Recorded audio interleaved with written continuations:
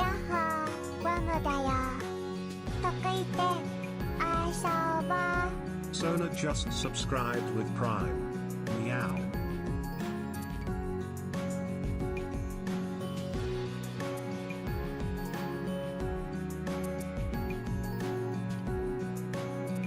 Hello, I'm here. Sona, thank you for the Prime sub. Thank you. Welcome. Hello, everybody. Hello, Argentum Rup, Rage, Strawberry, Nomad, GU, Compensable, Adrian, Kira. Any gift services, Omik. Hello, Munching. Alright, let's get started, chat. Closing intro fighters. Hello, how's it going? Holy official Sona League of Legends. Is Sona a big League of Legends player? I'm not into League, so I'm ignorant here. I'm sorry. I apologize. Hello, Aura. How's it going? All right, chat. We are starting. It's time. No more talking. Everybody needs to hit. Everybody needs to start hitting and stop talking.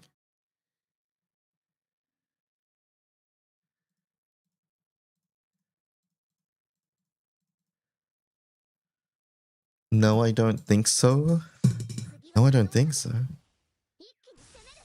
Munching said something, but I'm not paying attention at the moment. Sorry, Munching. All right, this is NM100, so we should be okay. I'm just saying. Okay, we are indeed okay.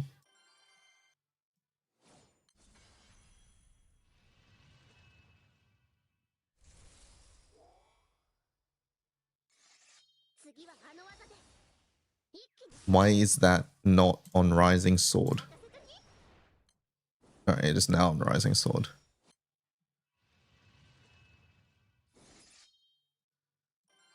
Alright, we'll have to keep track of when we complete NM100s here.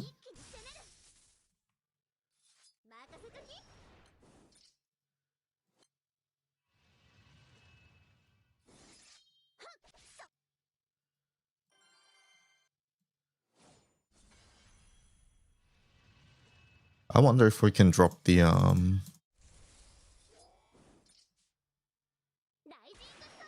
we're gonna try.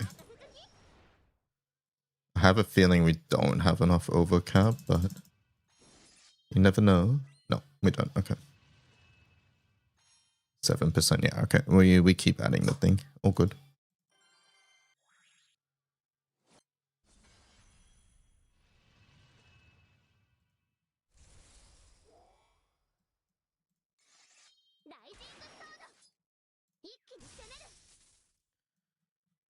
Hello, Favor. How's it going?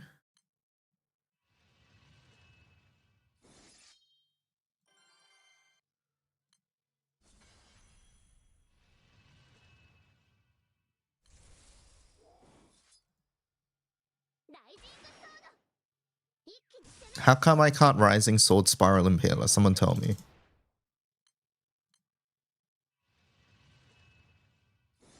Things have been going good outside of keeping a normal sleeping schedule. I see. I see. Did I forget to do Spiral Impaler? I did. Oops. I forgot to do Boundless as well. Oh no, this one's screwed. Hello, Boomy. Oh, this one's fine. I lied. It's fine.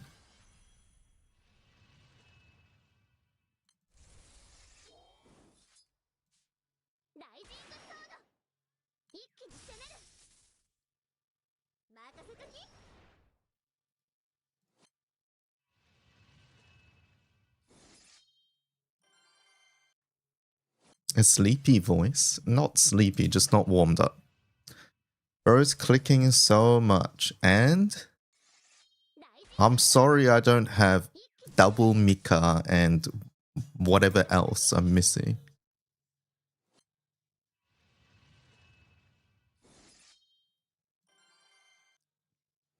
Are we up to thing yet?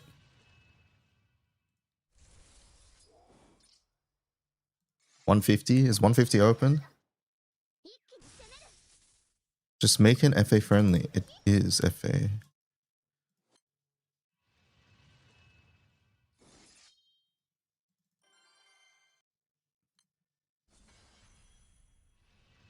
$50 more, okay.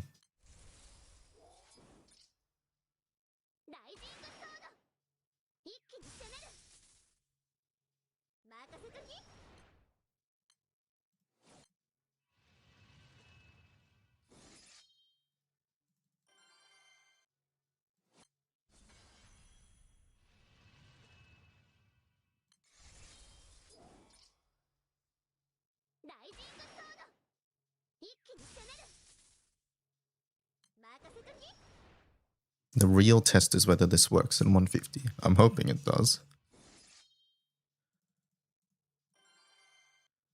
I am hoping it does.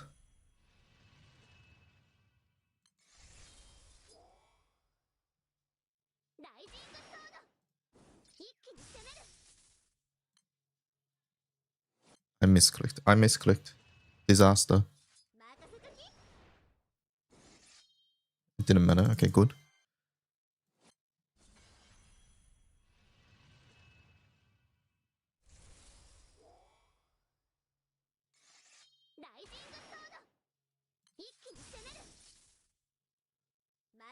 We'll actually check out damage once we're in a 150 to make sure that we can't cut anything. Your setup though. Okay. My setup doesn't work. Oh. Unfortunate. Does the boss not get buffs? Oh, because I haven't tried it. Oh. Get Omikin to try it.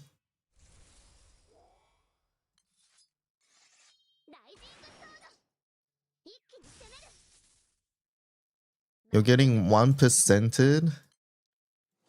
I'm sorry, rest mode. And it's only NM100. Hello, Tender Bear.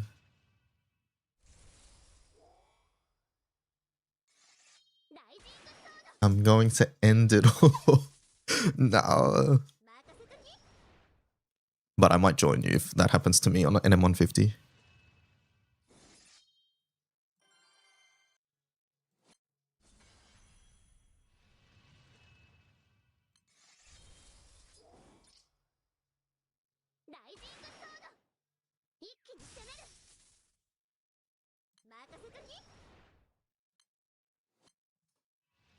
Are we up to 150 yet?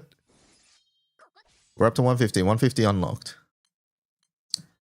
Alright. Delete that one.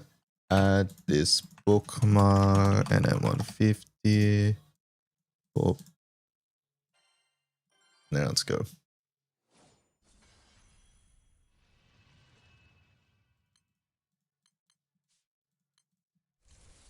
Did anybody check out matchup? Is it okay? Alright, we're gonna watch our damage on this one.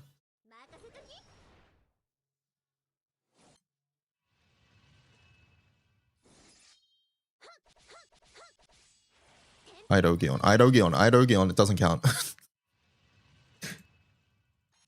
The boss gets 1 stat. Wait, we had Ogion and we were 1%.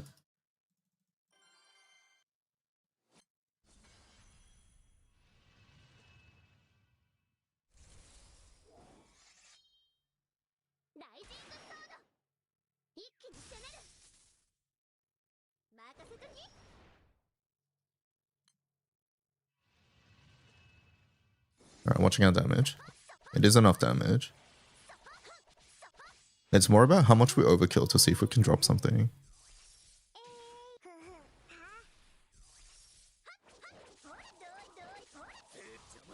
Okay, we are not dropping anything. Got it. Nope, we are not dropping anything. Maybe during buffs we can.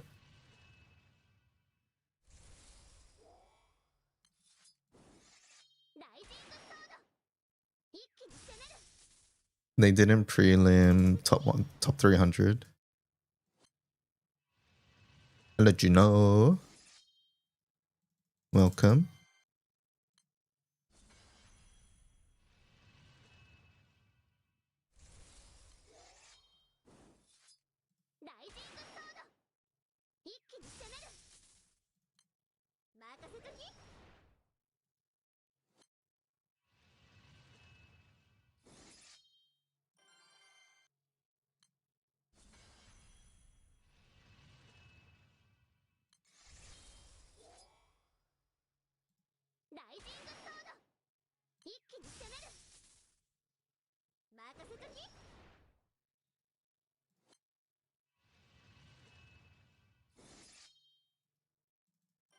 I'm at 7 buttons, 1 summon. I guess that's fine. Did I fall from the bed today? No. Hello.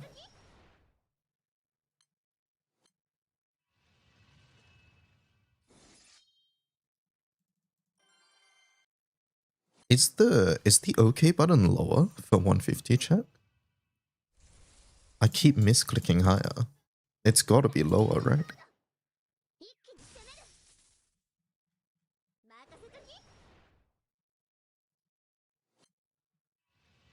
Oh yeah, Caden's right. We have to donate meat. I forgot. Let me do that.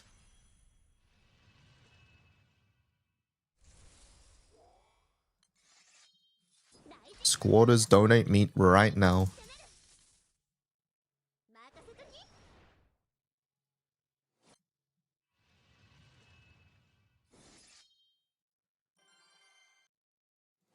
Isn't there a crew only message? I don't know.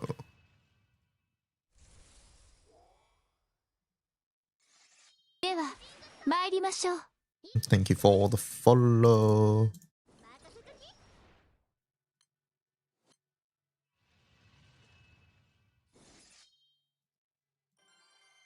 I don't see one. Hello, Otome. Welcome, welcome.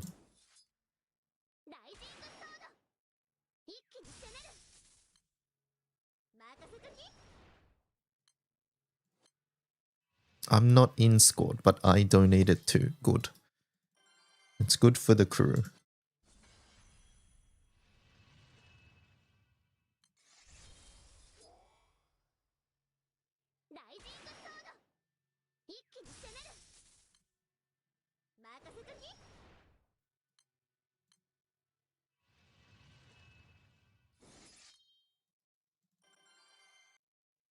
You're not donating, you're hoarding your meat.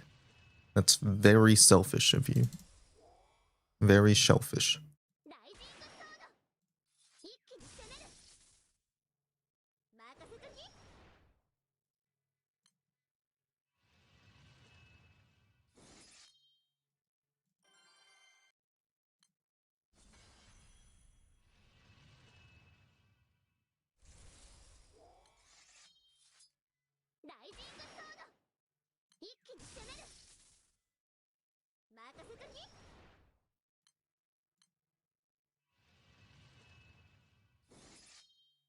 What to use?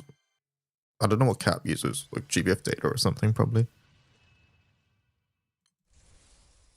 There are other private server, like Discord bots that can do it, but you gotta be in one of those servers.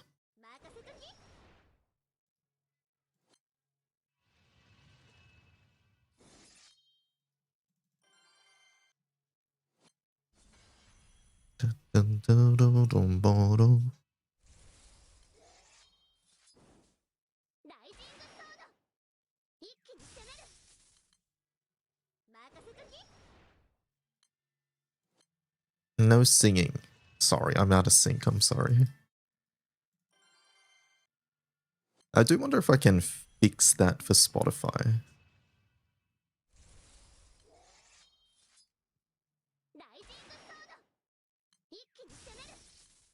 It's probably too much effort. I know I can put a delay on the on one of the sources, but yeah. Hello, Jared.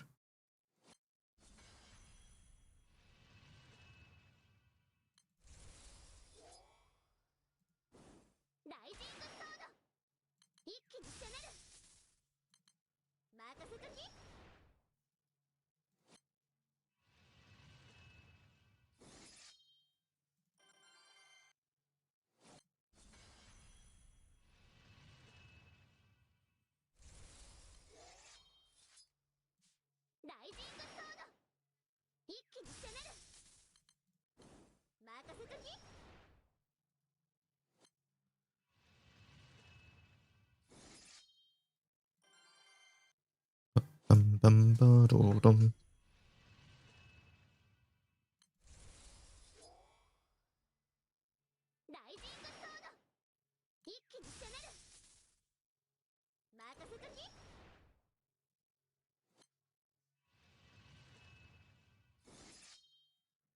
The skill queue is so powerful.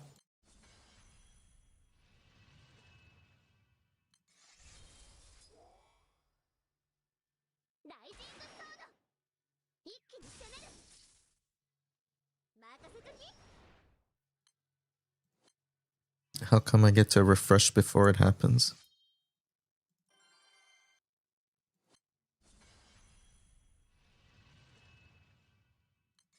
Mistral setup doesn't get enemy action. Oh. Do you do too much damage, or is the trigger just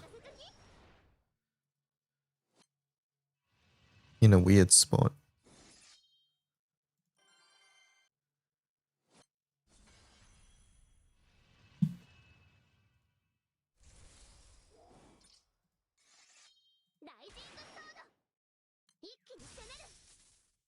That's not the right skill, no!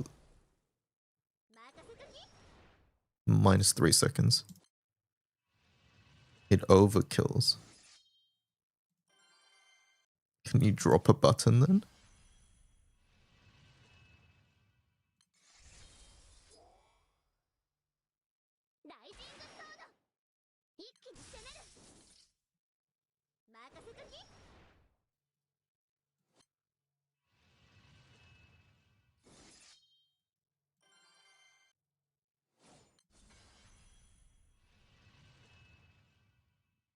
Who else is doing Mistral stuff?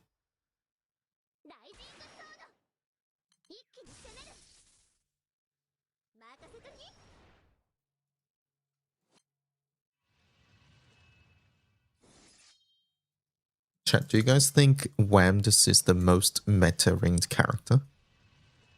Ratio-wise, between, hey, this is my favorite character and this is I'm ringing for HP.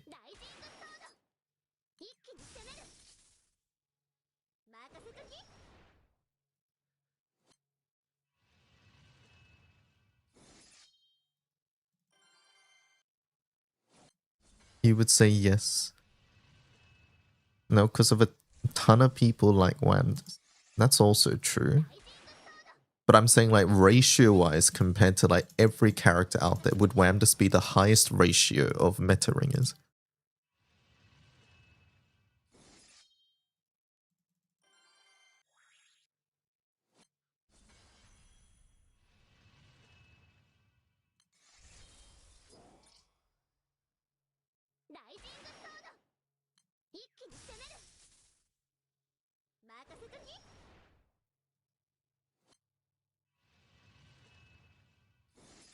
Highest ratio of meta star characters. Okay, that one's fair.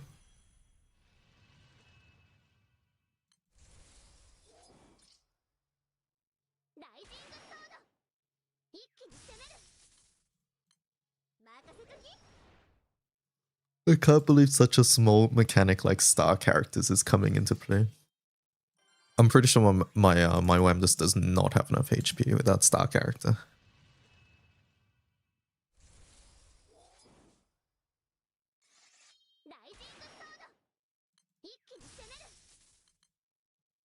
Have to finish this thing at work, but I guess I'll keep an eye out for the 1+1+1.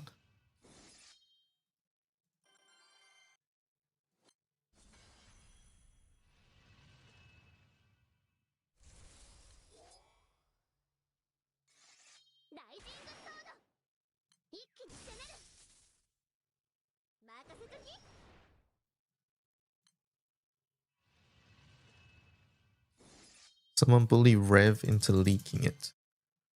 Why are they hiding it? What the hell?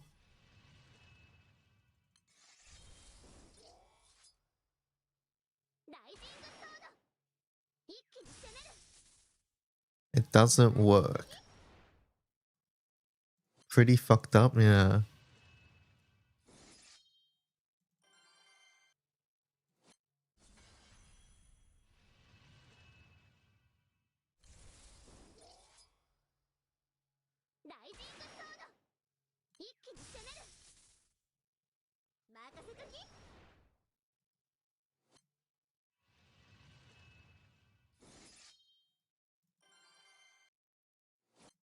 I am actually getting amp gapped. Really? So far, okay, it's hard to tell when you're getting amp gapped, so I'm not sure if I've ever been amp gapped yet.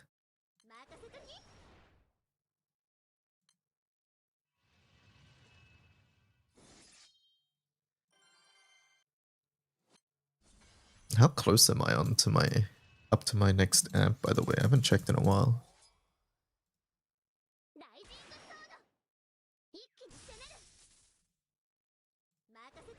8 characters, okay, ages. 169k fail. Oof.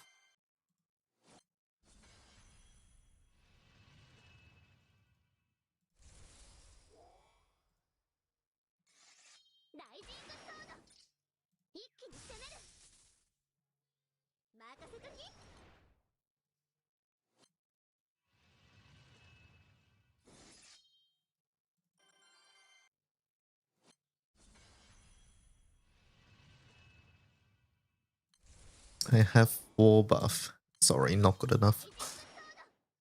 I'm gonna fail 20% of the time.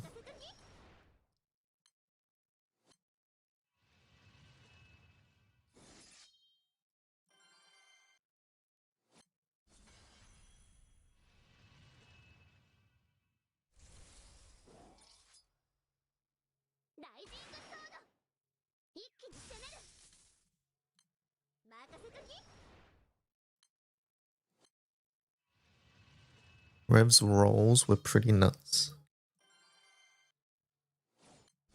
How nuts?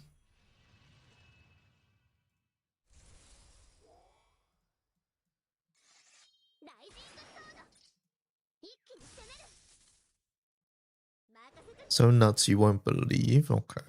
So very nuts.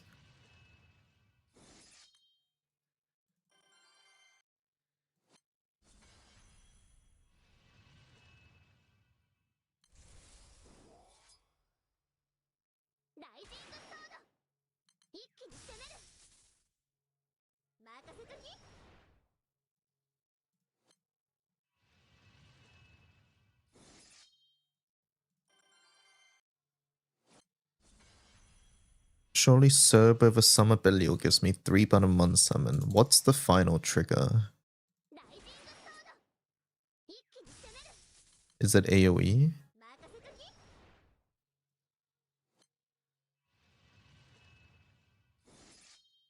I wasn't watching. Y'all see triggers?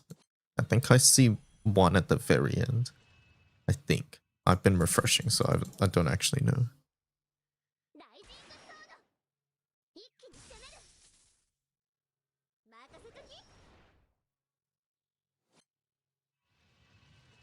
Who up warring they guild? Hello, Flandering. Thank you for the 110 consecutive streams.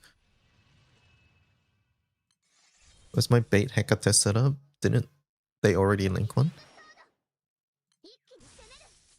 Like yesterday? The Mim one?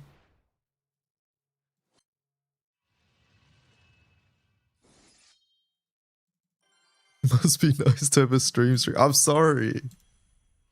Yo, it was so fun.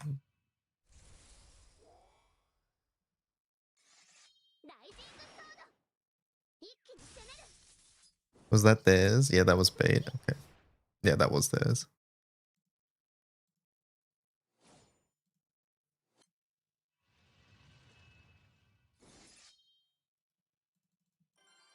Hello, XF, how's it going?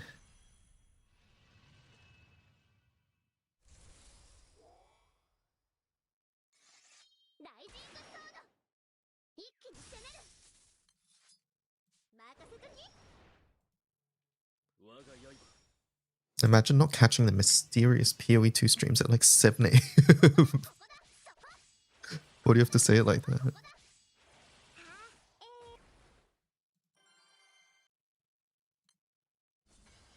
They were at 2 to 3 a.m. Yeah, but then how long did they go for? I gotta defend myself a little bit here.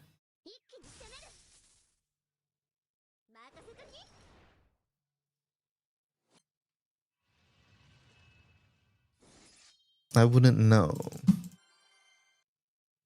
The final trigger is all allies. Okay. So Summer Belial is indeed good there.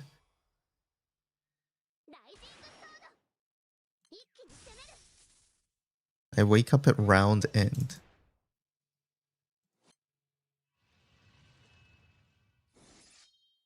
Not now, XF.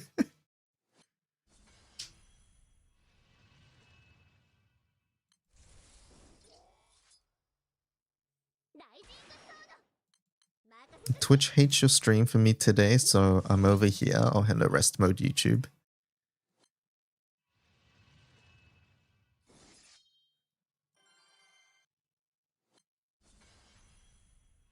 This boss's entry animation is pissing me off.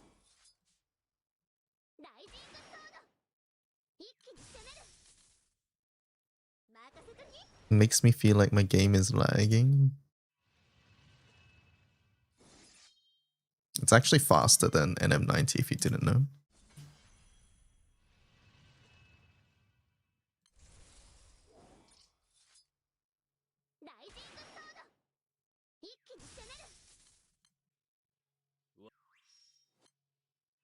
I forgot the Yule button.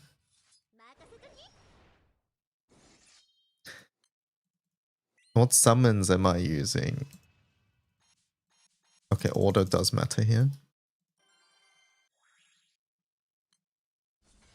I use Yatima main, Summer Bub, Summer Belial, Sun Red Hair with Agni support.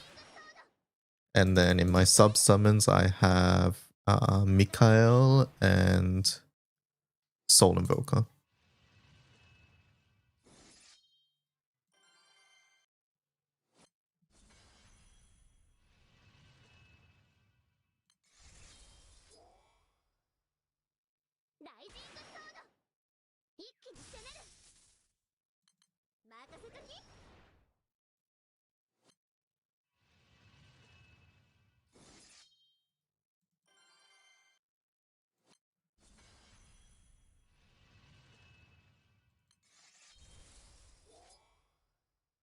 It's MC Dodge Reliance, so you're getting 3%. The almighty 3%.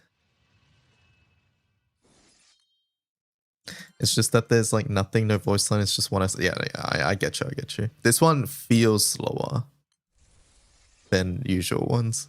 That's for sure.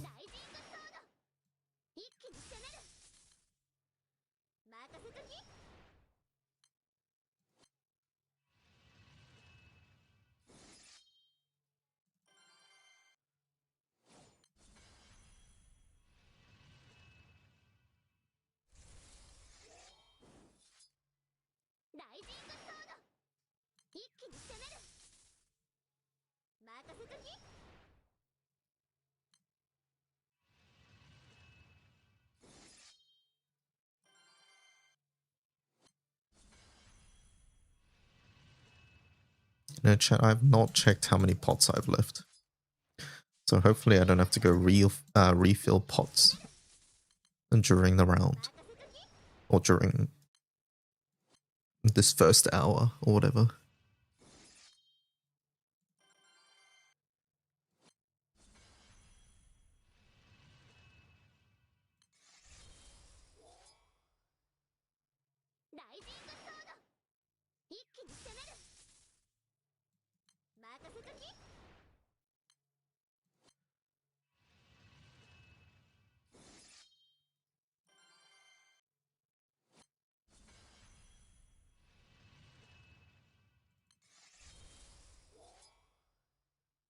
Chat, have I talked about how much I detest Erish?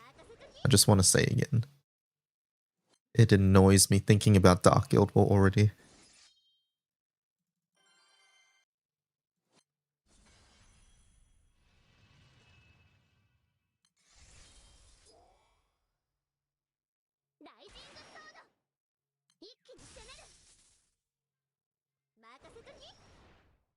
Like, if I was Magna here, I would still have some semblance of the setup.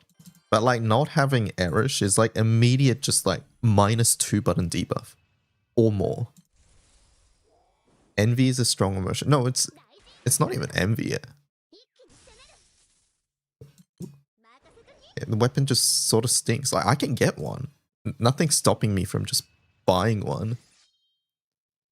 But it stinks that, like, every dark setup relies on giving double strike to the team. And if you don't have an Erish, it's just immediate, like, yeah, however many button debuff. Like, if you don't have Primal in Fire, it's like, you do Magna, but it's still an Elo setup or whatever, right?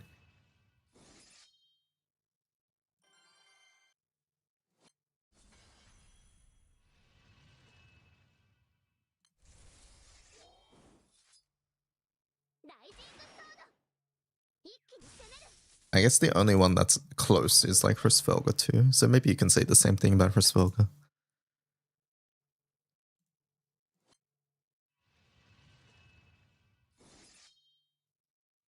Just get it? Nah. I'll tank it. I'll tank it for the 3 days. Argentium underscore What the Aston Argentum? gifted a tier 1 subscription to Yumikin underscorer. Thank you, Argentum. Omikin's begging worked.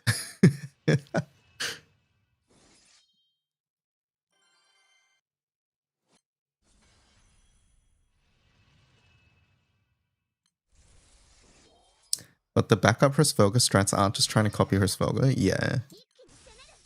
I think what bothers me is that they're functionally the same setup. I think that's what bothers me.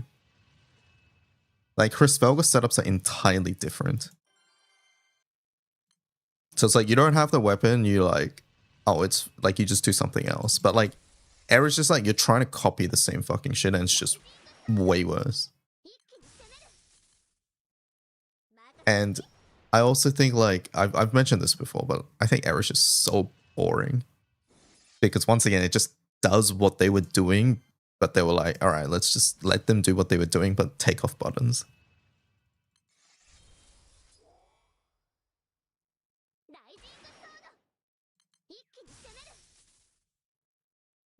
Erish is just false with minus buttons, exactly, yeah. Grid, don't have a grid command yet. I don't think we have setups on the wiki, do we? I haven't checked. I'll add some setups today though. It's time we come out of our wiki hiatus.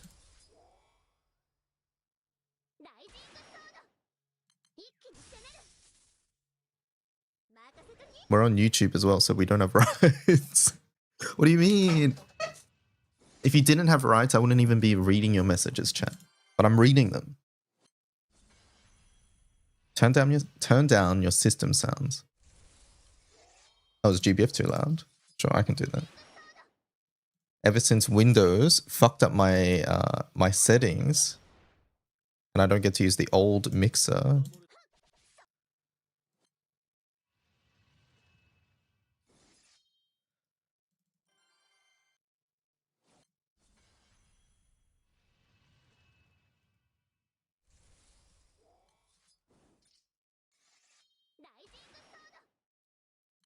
That's true. You could maybe... Oh my god, misclicked. You could maybe separate the chats and make YouTube chat smaller and in a corner somewhere.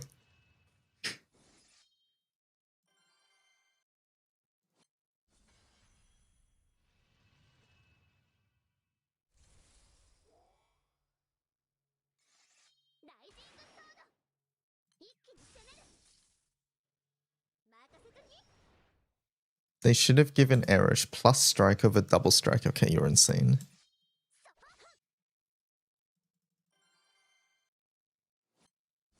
That way it's different from Echo Key. You're insane.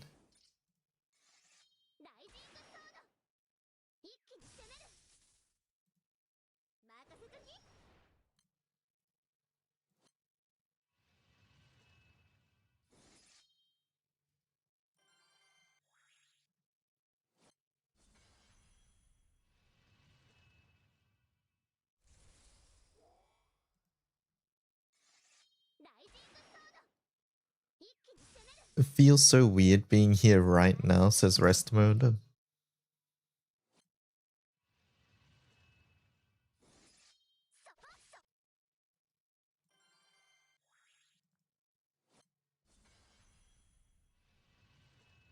I'm getting 1%, but I also don't have the rank 425. Is there any chance that fixes it? There's definitely a chance, yeah.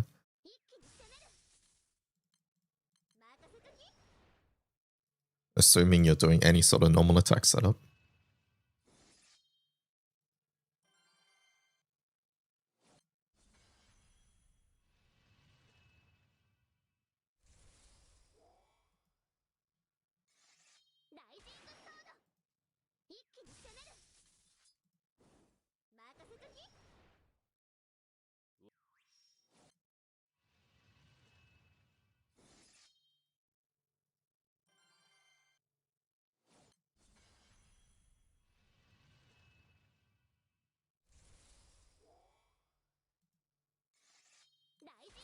Are we winning? I think we are winning. I haven't checked. I don't have total party EMP. I don't know. I think that might be important for Wanders. I have a feeling. Munching has a link. I am not clicking said link right now.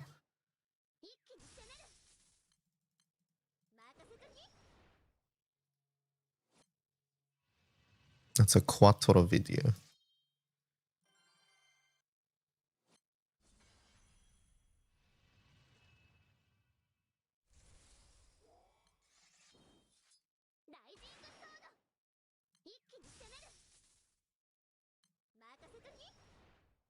Am I using triple overrider for this grid? I think this was a triple overrider grid, yeah. This one was. But keep in mind, I don't have any of the new things. That's why I'm sort of doing a scuff setup. And like, I don't have Mika.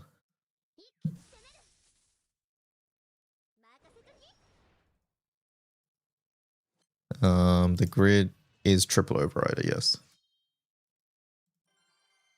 It's 3+1 maids instead of Mimlamel, okay.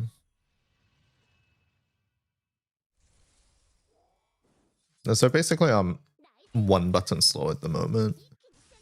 With animations, with some of these being long. That's not too bad.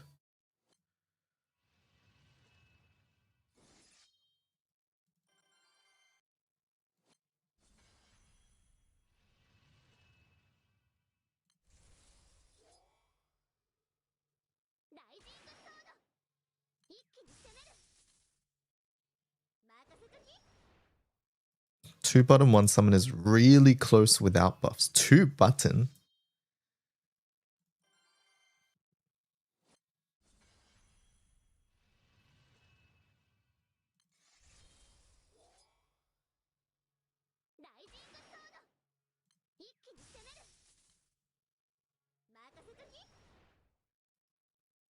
Hello, Wamdas Percy Zeta. Okay. Get them to drop the deeds. Nox, send me what you got.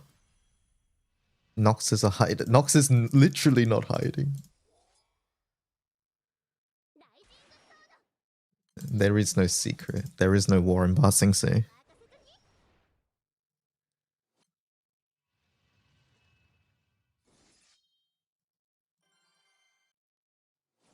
Like half top 10 is using it.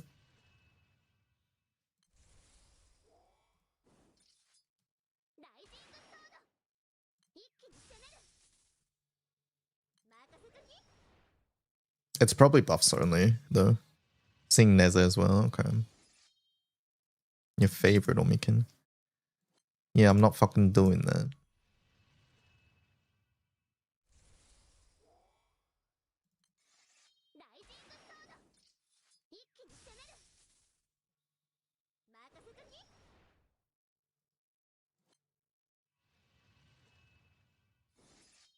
There is no grids. With 5 buffs, it's maybe doable.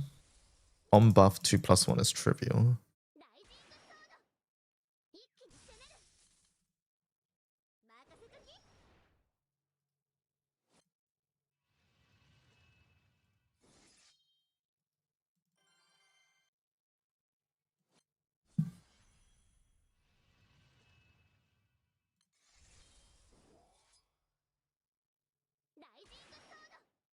I think the funniest thing for fire is the return of stamina key.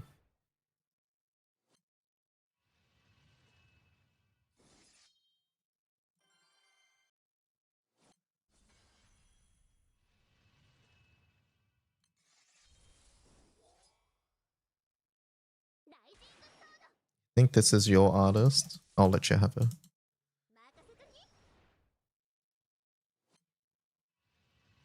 It's pretty significant, yeah.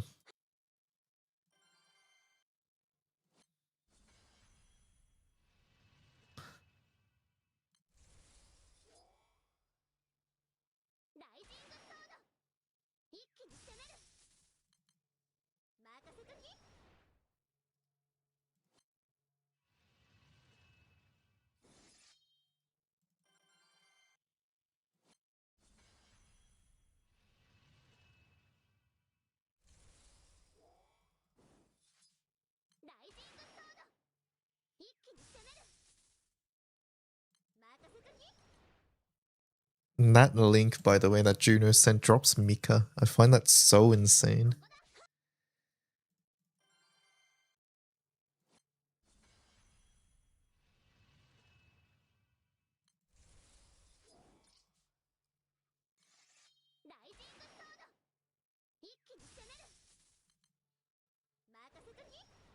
This Ludern summon, man.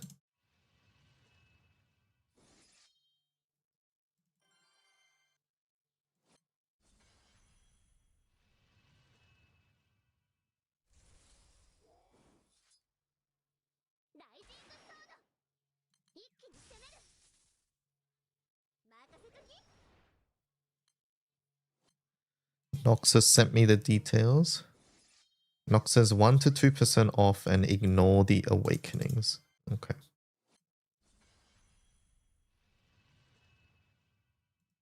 This is Noxus at the moment there.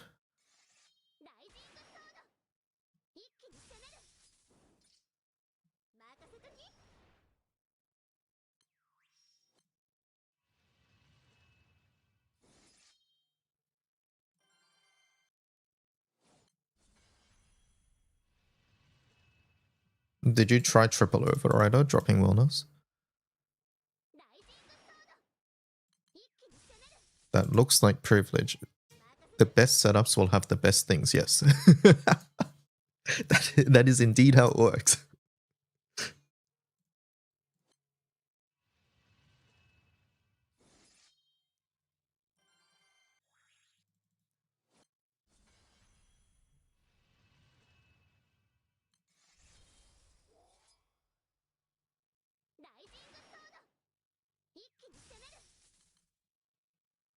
Triple OR doesn't really help. Okay. I was more thinking the difference between Ludern and not, but I got to ask, how did 90 go? I didn't do as much as I wanted to, I'll be honest. I'll probably do a bit more today, actually. Depends how lazy we get, really.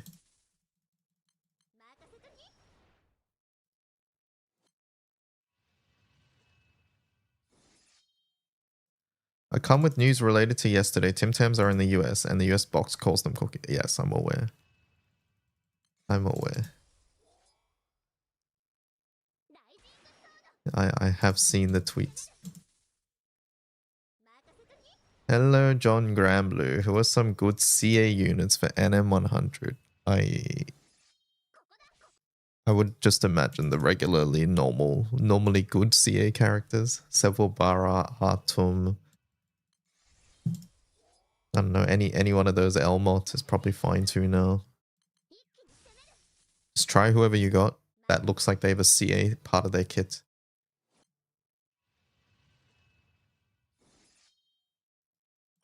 If you triple OR, you drop Sennan, so it's not a big noticeable difference. I guess it is functionally very similar, right?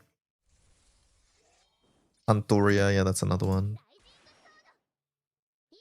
Like, if you look at their kit and they have anything charge bar or charge attack related, probably just try them.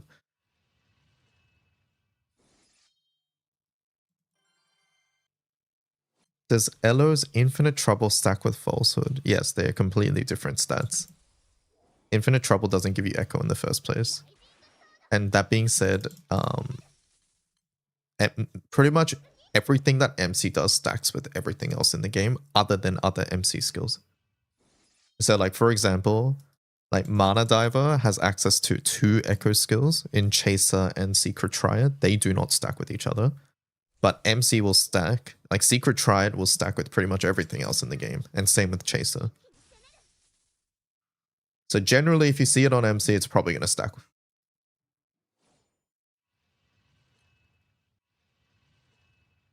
It does give Echo. Infinite Trouble gives Echo? I thought it was just Wildflower and damage cap. My bad. Well, yeah, either way it does stack. Either way it does stack. Boundless Spear gives Echo.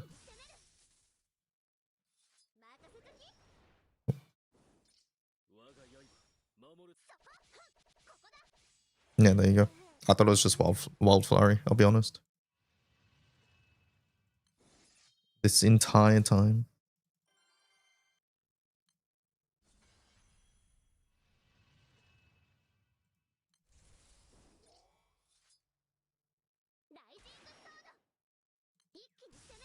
My bad, my bad.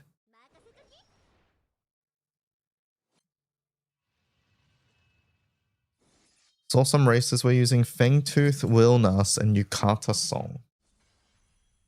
Wilnas is on buffs only. Wilnas Song, that sounds fun.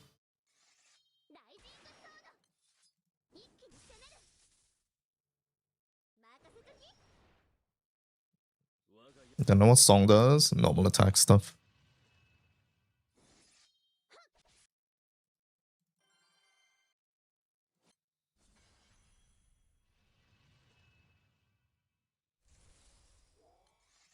The Song is cute. Very true.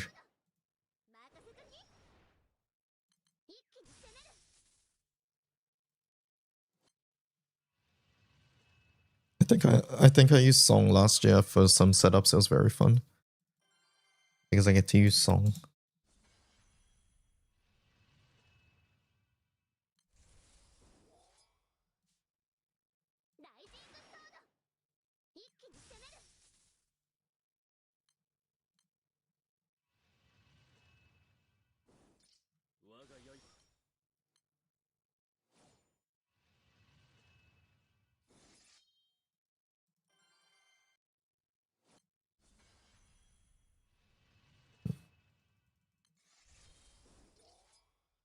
You could see her coming up for 200 or 250.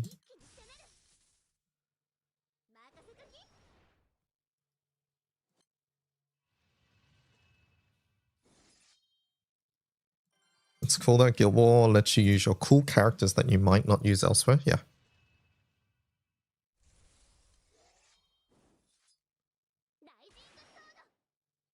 Guild War is when you get to see like all the weird niche characters come out. Like, when's the last time you guys saw Yule? Probably last Guild War.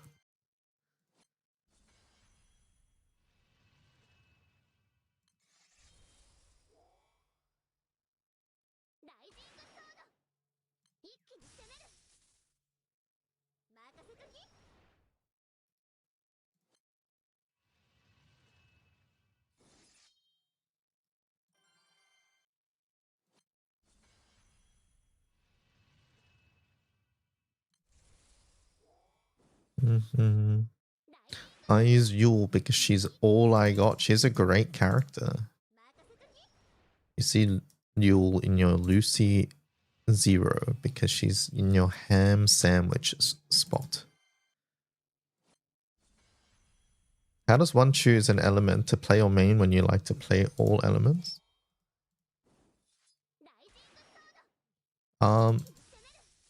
Firstly, I just need to clear up or just make sure that you know that when people say main, they don't mean they only play that element. It means that they tend to choose that element or prioritize that element when the choice is there or when it comes to like investing sparks or things like that. Because nobody, like Granblue isn't designed so you can only play one element. You do need to play all 6 elements. It's more that when you have the choice, like in Hexa or something, you might choose one element. Or when you decide who to spark, you might prefer to spark one element over another. So that's what main means, which is sort of deceiving in a sense, because main usually implies you only play that, right? So there's that, firstly. And then as for what you decide, for me, it just came down to what characters I liked. It was really as simple as that. Like, there's no big playstyle differences between Primal and Magna or anything like that. So, like, it just comes down to what element did I want to invest in, and I liked wind, so I did wind. That's what I chose. And if you feel basically the same towards all elements, then you can just try to get whatever characters you like. I'm sure you have a character preference somewhere.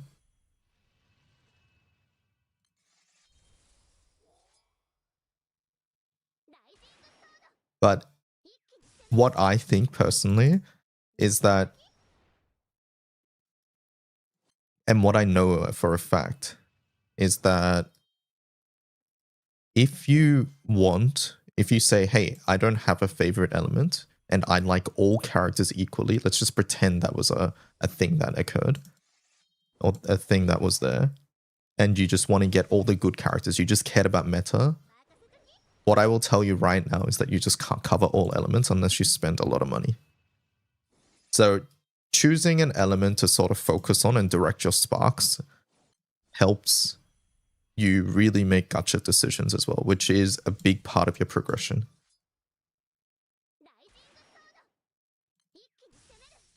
It's a lot of money, not even just a little bit of money. Yeah. So if you're a newer player and you just want to get, hey, I want to get all the meta characters, unless you spend a lot of money, it's not going to happen. Like in all elements. One element, you will be able to. Two elements is already stretching it. You will have to make concessions in other elements.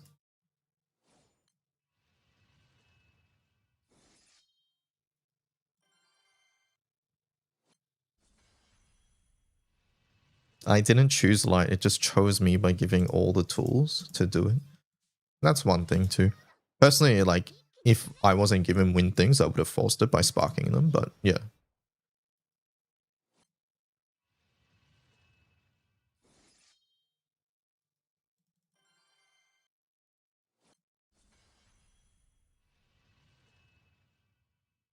Being a main means I will care about Sparkle Primal for that element and go Magna and others. That's one way to look at it too. Essentially, it just comes down to you I can't talk. You prioritize one element over the others. That's basically what it means. Hello, Pew Pew. Hi, DY. I want to ask, do you know if anyone's calculated the ban? No, I don't know. I know it exists for summons. I don't think it exists for summons. Unless you're talking about frame time. Bandwidth? I don't know. Frames? Cajun's done a bit, yeah. Holy M dash.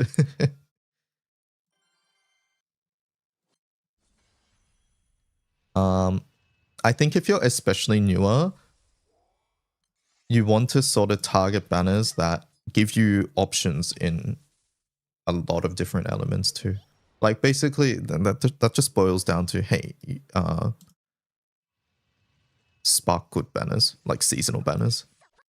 And then as you do that, you'll get grands along the way, you'll get other seasonal characters along the way, and then your roster will fill out.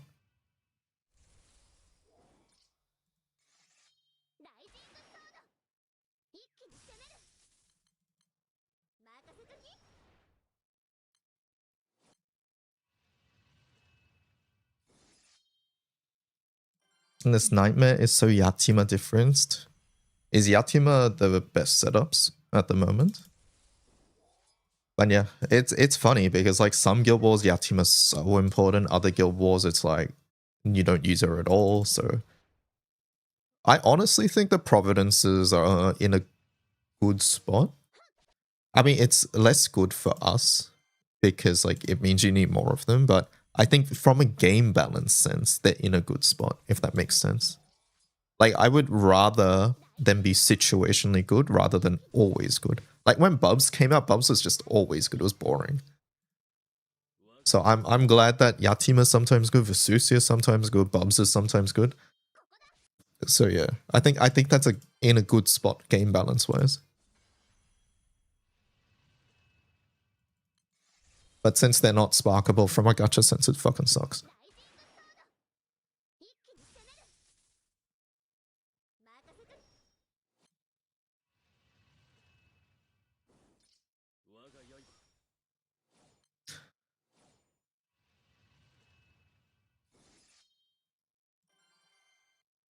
Discord, that link does not work. That command does not work in YouTube. I should take it out of the title, my bad.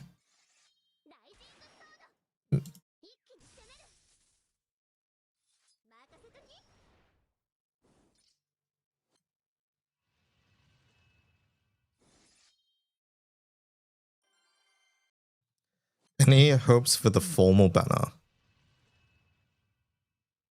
I hope that there's no wind or water. That's my hope.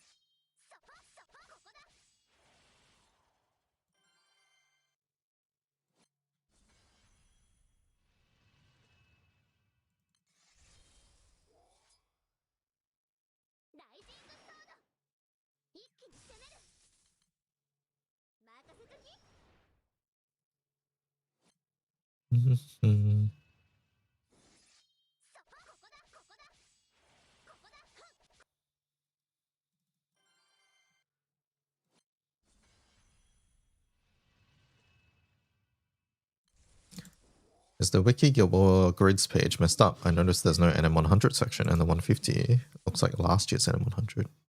I haven't edited the wiki at the moment, but once this hour's over, I'll probably start looking at it, yeah.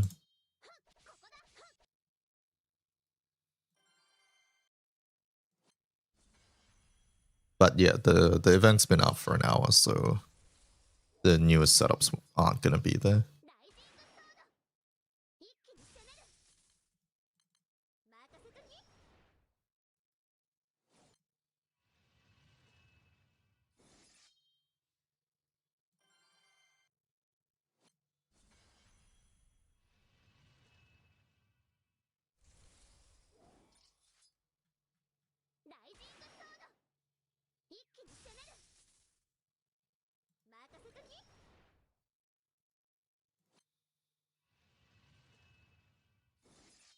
We don't host 100 setups, that it's true, yeah. 150 and 100 have the same amount of HP, if you guys didn't know. So any 150 setup's going to work on 100.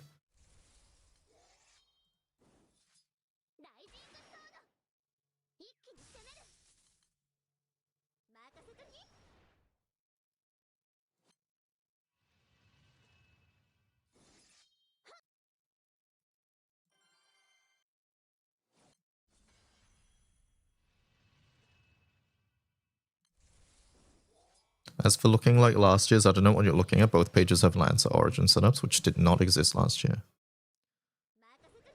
100 and 150 have the same HP, yep. 150 just has like over double the defense. It's like 12 to 25.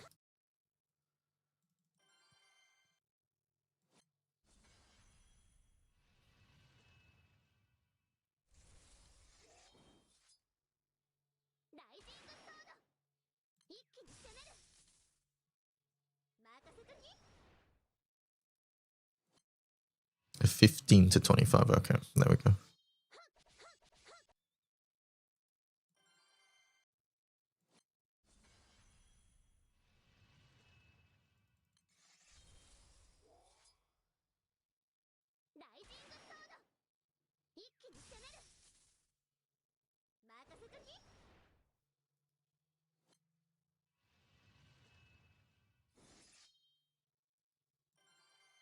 We should probably put an information blurb for NM100, by the way.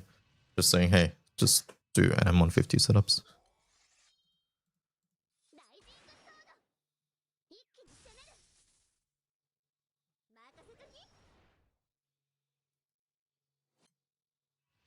You're saving Sunstones for when you see your ticket Summit Belial.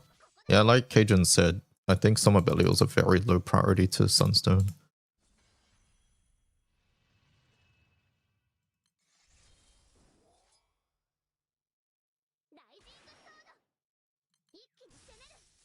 Summer Belial does what's needed at 0 star. Other summons may not do what's needed at 0 star, therefore they actually need the stones.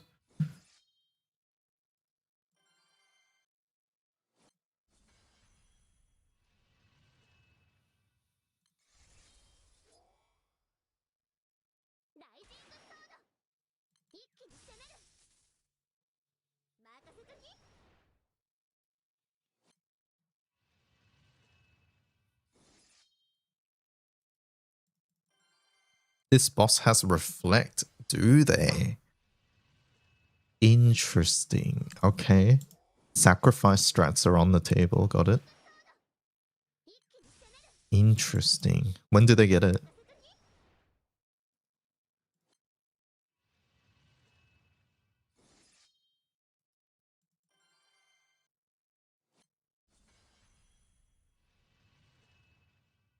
Currently at 50%, okay.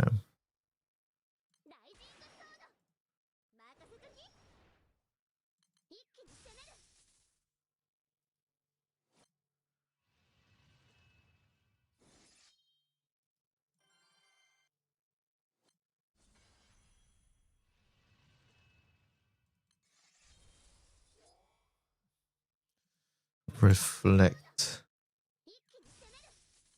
We're gonna see complaints. That's happening. Reflect is the #1 complaint.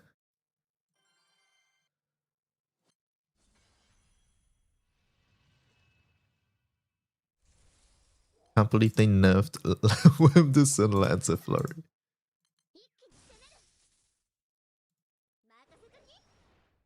You love Reflect. I like what Reflect enables. Every time Reflect is on a boss, you get to see really cool strats.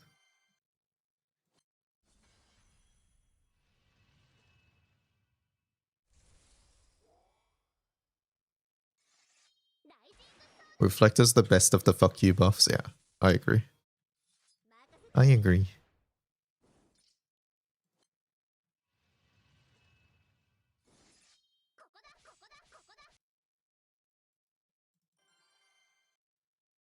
How do you complete Sandbox? I feel like I'm getting nowhere with all this fighting. I completed one without really knowing how. Just focus on the missions. Like the guidebook missions. Just fill out your guidebooks for now. That's what I would say. If you feel directionless in Sandbox, that's the thing to do. Your 2+1 worked on buffs. Very nice, T. Do I think Lancer will be the go-to to the end of this Guild War? So today's 150, so Lancer is the best today. Tomorrow's 200. I think Lancer will be used for 200. That being said, I've not made a single 200 setup, so 200 should be a Lancer range. 250, I don't think so anymore. So is it going to be there throughout the rest of the Guild War? Technically, no. I don't think so. Wilnas is carrying you. I wonder if I get to drop buttons with like Fangtooth and stuff on buffs.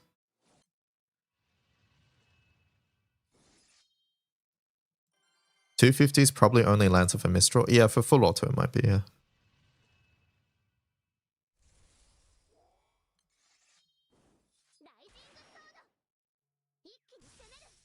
Yeah, Lancer will be an optimized 200. And that also means that if you don't have optimized 200, it's probably not going to be there as well. I agree with that.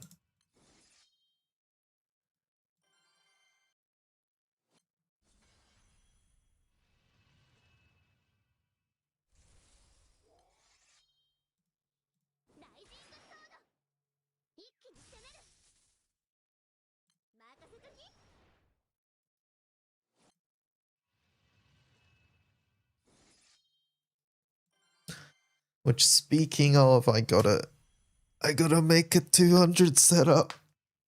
I have to copy your homework, chat. I think I have. What do 200s look like at the moment? What are the characters? What are the characters? What are the turns? I feel like I'm gonna have to do some sacrifice Alanan nonsense.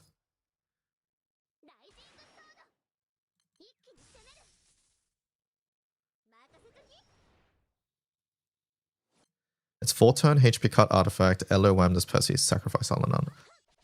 It's already Alanan? Oh my god. 4-turn HP cut. Man, the bloodshed artifact's so good.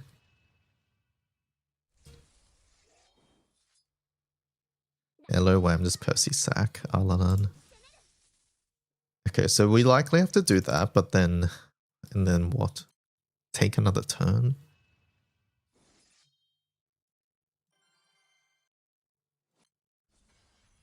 No, that's not gonna work. Just have to click another summon or something in between, probably.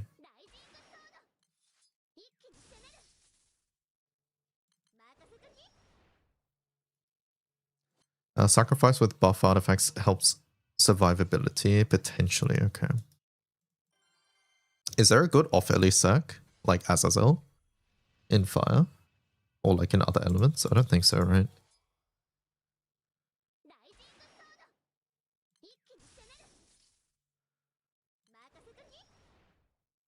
Halmel, maybe is the only one.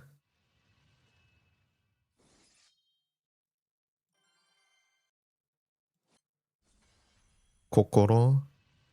Just do a character. No, I'm gonna need damage because I'm missing Nebulas. I'm gonna need extra damage in that spot. Yeah, I don't even know if I have the artifacts, but I've kept a bloodshed every time I come across one, so if I have it, I have it.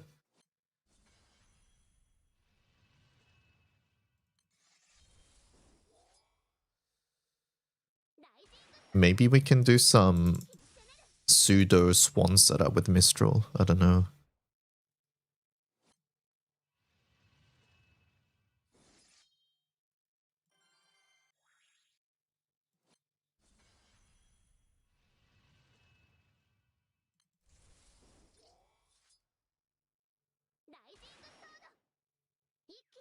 Wait, but then I'm missing Sennen. I'm cooked either way. This second Sennen has evaded me for so long. Bro, just come back next year, warrior, honestly. The second Sennen has been so bad. Like I've tried sparking it so many times. But every time it's like, oh, never mind, I have to get Volfrid instead. Oh, never mind, I have to get a seasonal instead. It's so bad. Oh, never mind, have to get... It's Metera Legend as well. I forget. I'm pretty sure I had to choose Metera once as well.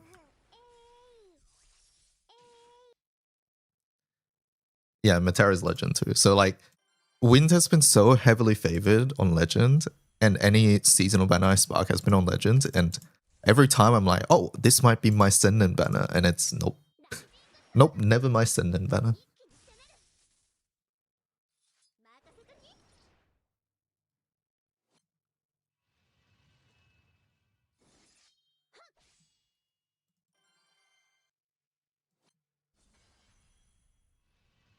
Get it in 6 days. Oh, thanks, Cajun. Great idea.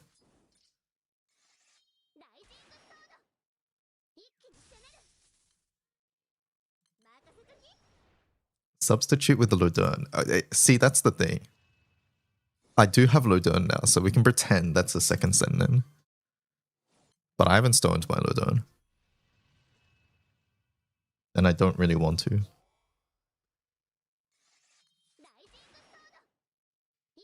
You don't have a staff bloodshed? Oh no, Alanan's screwed. I have 7 sparks on flash for no Dogtana, yes. Sometimes it's just like that. What level of bait is this? Let's have a look. 25-second Divine Strike. Thanks to Strict Summon. 2 tap, 1 summon. If it's not enough, they just said add a button. Thanks.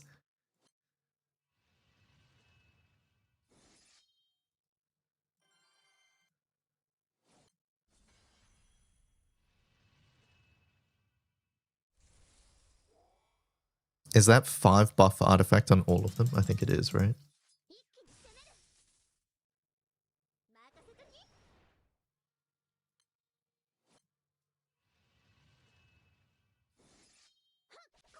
You uncapped Yatima, congratulations.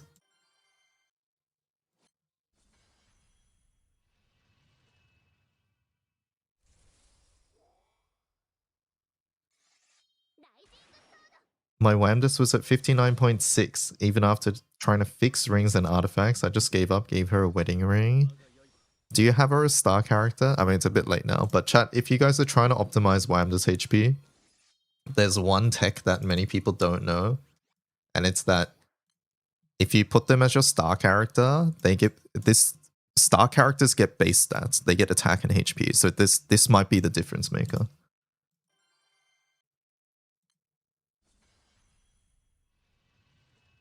Absolutely no shot you do it without 3 times 5 buffs.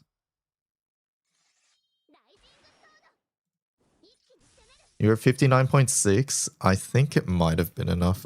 How much is star? Star character is... Star character is 100 HP that is amplified by your grid. Yeah, probably would have been enough. Probably. It's hard to... like, I don't know. Oh, by the way, why do you use normal Yule versus Grand Yule? Is it for bonus damage? Yeah. I use regular Yule because her S1 is useful for this team. It gives us Echo, and it gives us supplemental damage taken.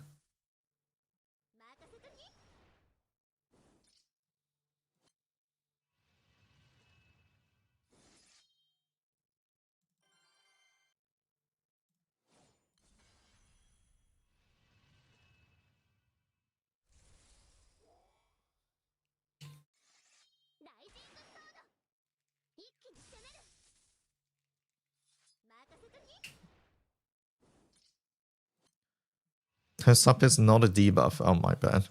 It's her passive. I'm sorry.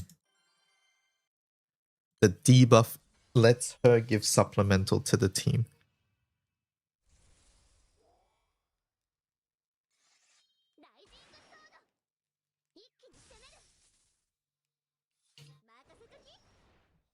And that's why it stacks. Maybe one of the reasons anyways. You're holding off on starring Wamdus as long as you can. I had to do some diabolical things to get Wamdus to 60k on this one. Like, she is ringed here. She has star character, as you guys saw. Obviously max plus marks, but then on top of that we need... I'll show in a second. But on top of that we needed this artifact. Flat HP with HP percent boost. And defense awakening. So we had to work hard for this 60k.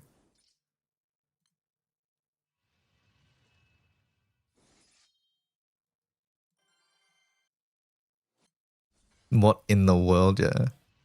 And yes, this is with Soul Invoker as well. You wish you had Soul Invoker. Soul Invoker gap for Wamdus is massive. It really is. And yeah, Mika having HP on it helps a lot too. But yeah, I don't have Mika Fist, so that's why I have to do this sort of thing. My grid is scuffed, to say the least. This is a 2025 grid is what this is. It's not even 2025 because I don't have double send then.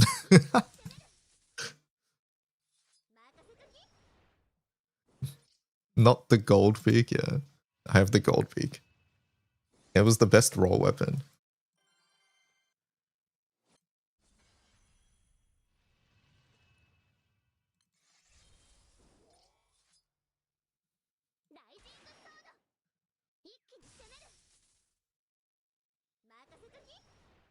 Really? Yeah.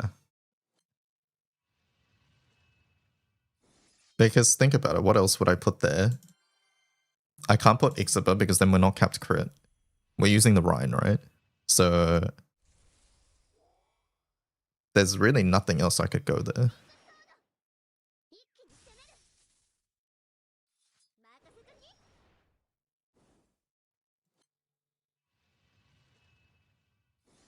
It fills out crit, it gives us stamina as well. I assume you tried Lilele? Yes, I did try Lilele. I think Lilele wasn't enough crit from memory or something. Yeah, this is medium crit. Isn't Lilele small? Or am I forgetting something? Yeah, Lilele is small. So if I do this, it is 91% crit. So that's why.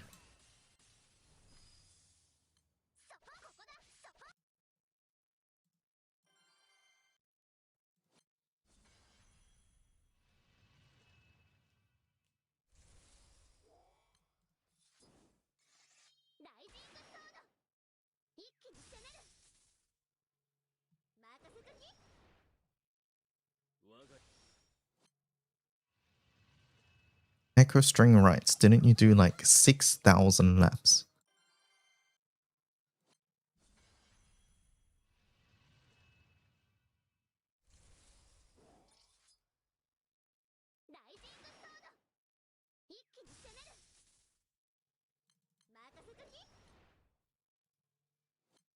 No.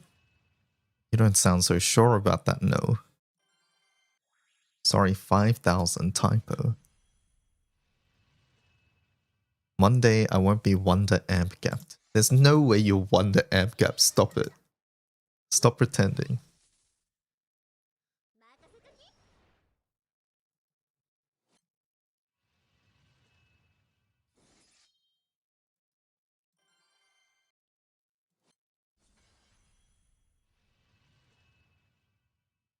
Yeah, 15 skill cap, 70 on your Zeta. It will have to do. What do you mean it has to do? That's like almost perfect. Yeah, the 5%ers are gapping a mere 3.6er. Is 5% even possible?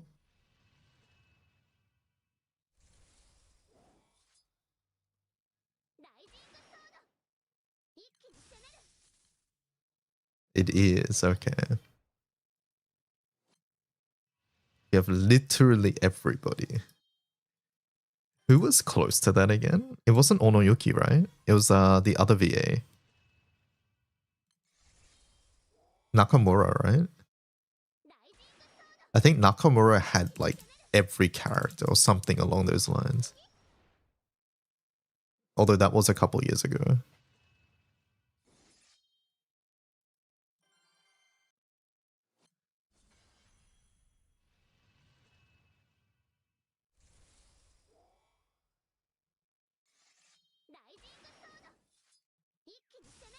So yeah, I don't know if that's still the case.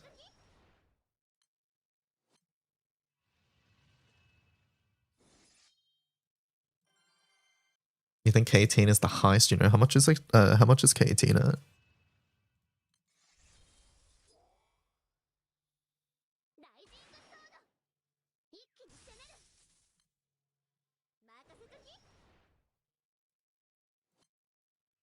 Close to 4, okay.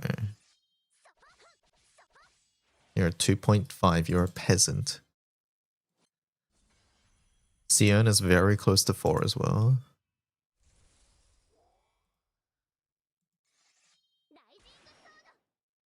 I'm a mere 3.3er.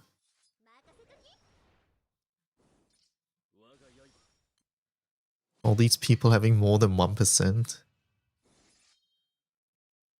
Sven, yeah. Loser.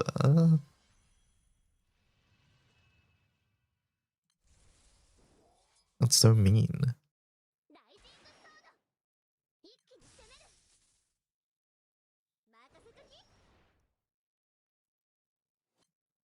I don't know why me saying that brought up a memory. But it brought up a memory of me being unintentionally toxic and then but it ended up being very toxic. It wasn't my fault. Okay, I have to tell the story now. All right, chat. So one time I was at a party. No, I'm never toxic. What do you mean? One time I was at a party, okay, with friends. And it was like a rooftop thing. I was brought to this party against my will by some close friends. Because I didn't know anybody other than the friends that took me, essentially, right? So, obviously, when my close friends, were busy talking to other people, being normal people, I was like, well, what the fuck do I do? Right? So, what I did was put on my earphones and start listening to music. Right? Now, this was on the rooftop. It was cold. So what I did was I had a hoodie on, so I put on the hood, right? Not those ones. Right, I put on the hood. And then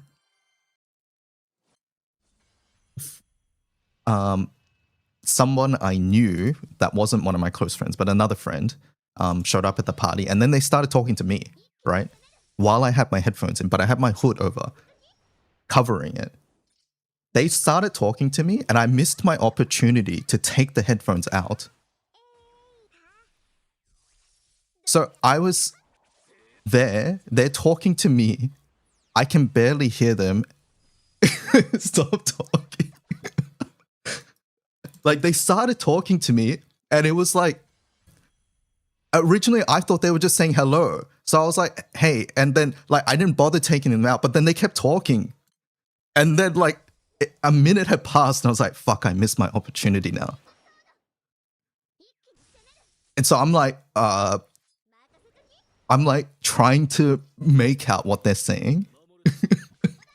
I'm trying to make out what they're saying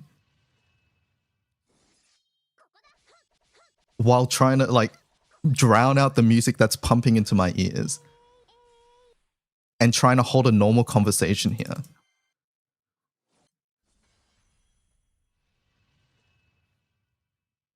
Anyways, I survived the conversation.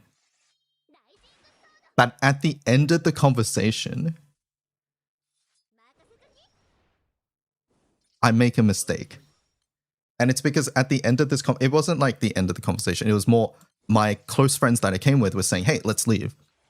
And then they tapped me on my shoulder and I couldn't hear them. So I instinctively went to my ears and took the earphones out, thereby revealing that I had earphones in. And I felt really bad.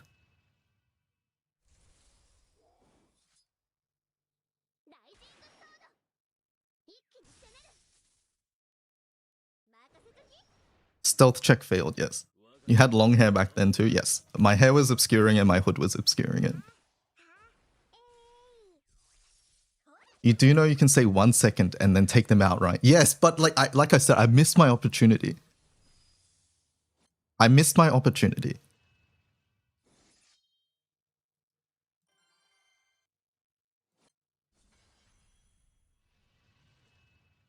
I missed my opportunity, but I will say, like, at the start, like, I couldn't hear them, and obviously, like, but I turned down the music. So, like, I didn't take them out, but I had turned the music down so I could hear them. So, like, it was more, I had headphones in, but I could, like, it wasn't playing music. It was all, like, muted at past, like, the first however, like, minute or so. Pause the music. Well, I wanted to do it stealthily, so I put my hand in my pocket and I pushed down the volume rocker, is what I did.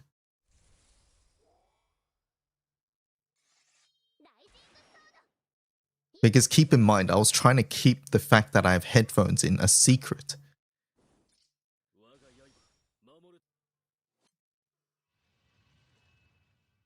Anyways. Like I said, Chen, I'm not toxic.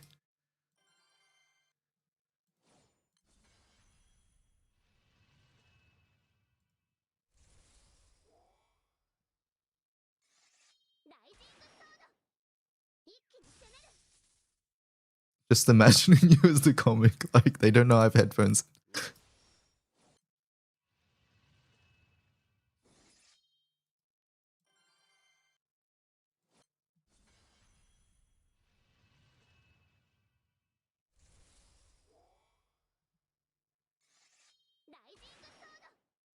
They don't know. Yep, I know the meme.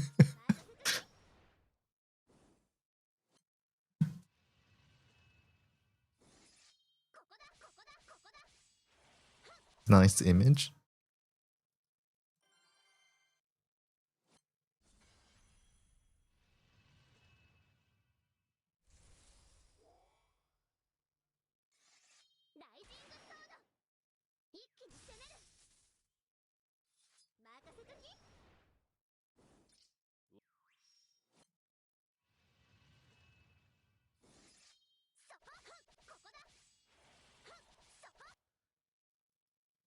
The streamer probably has headphones in right now. Maximum toxic. No, I'd listen to you guys on speakers. I stream with speakers. Truer words have never been spoken. Believe in myself. The same person who got me into this mess. No, I only use headphones for streaming when I'm what's it called? When I'm on a call with somebody.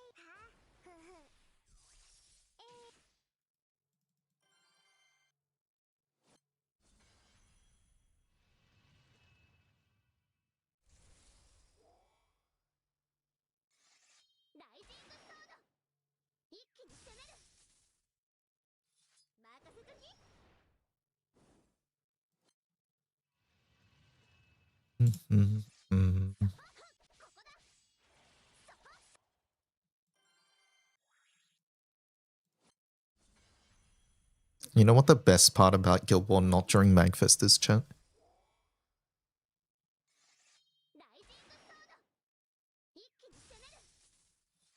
It's that I can do the 6 dragons, skip, and refill my pots that way without it filling less. Why is NM 150 destroying me? I was doing 100 just fine. 150 has a higher defense, so you're probably not killing it as quickly. You were so try-hard. Can I not wish for a little bit of quality of life here? Why is that try-hard? It's bad. It's less drop rate for Celestials. You hope Dark is Magfest? I hope not. I don't have Airish. Stop it.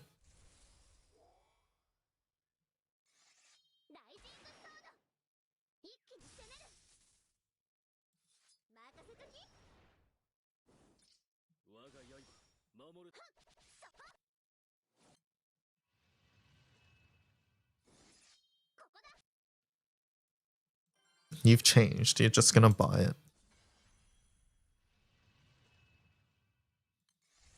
I don't even have 2 Sariels. Wait, do I have 2 Sariels?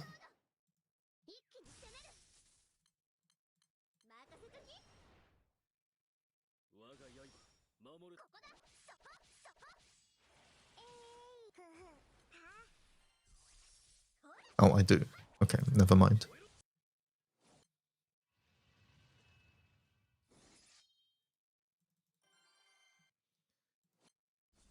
Hello, Dragon. How's it going?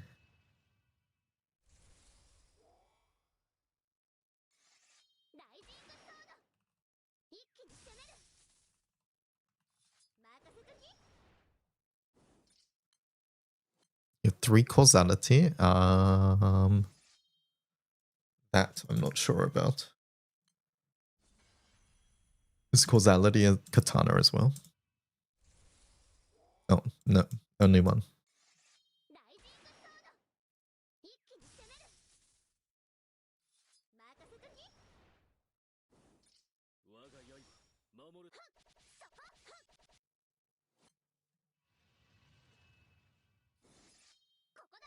Yeah, 3 raw damage loss.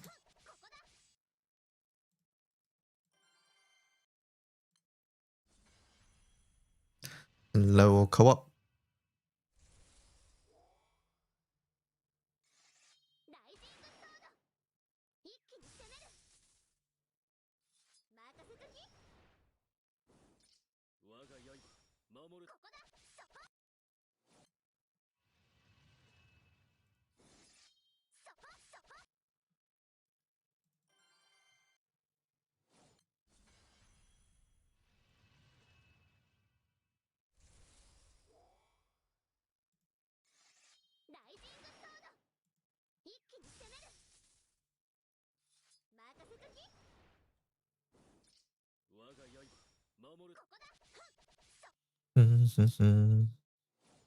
Our crew marched with a crew who still hasn't done any honors.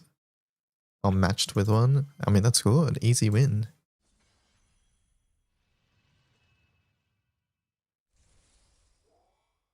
Have you guys seen the new One Piece remake announced? Or not announced, but it's like, I think it has a date now.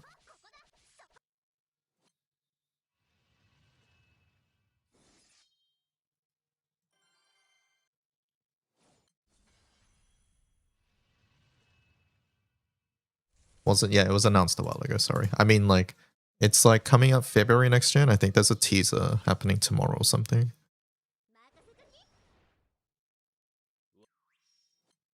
I'm excited to see it because I think early One Piece suffers from a lot of bloat, right?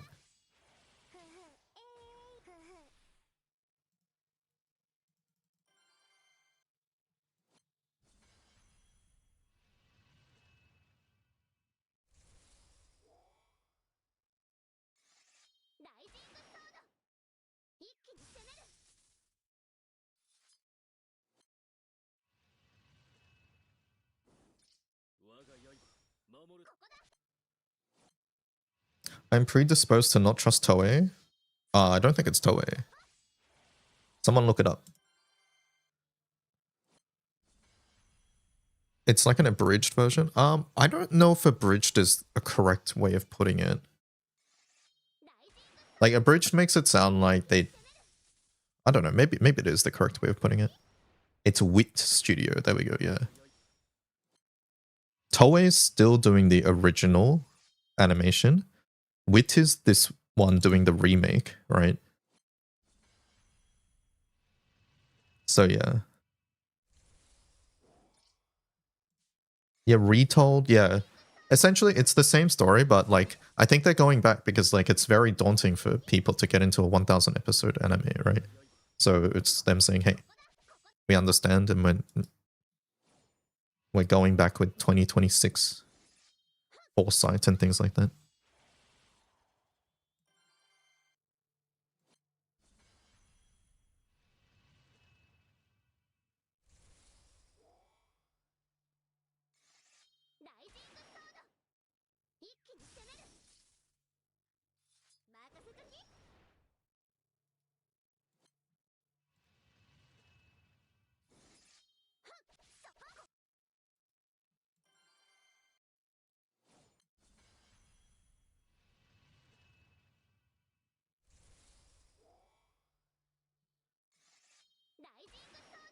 Getting FLP Lodern gapped. Is it time to stone?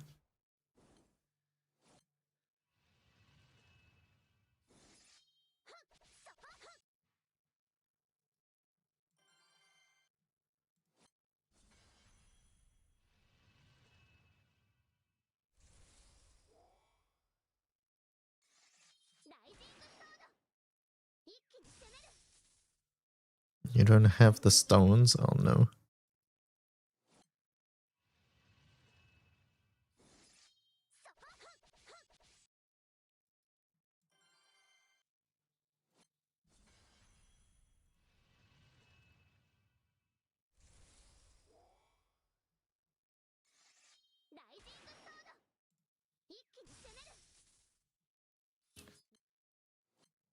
I can one turn fully automate the 150 using a similar setup to the Omega Yatima Vesusia setup on the wiki. Very nice.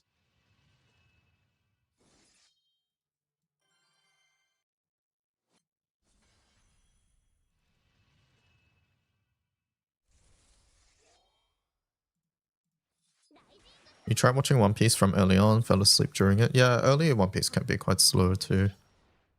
I think the thing that bothers me most about early One Piece is not even the story or the characters or whatever, it's mainly the audio quality.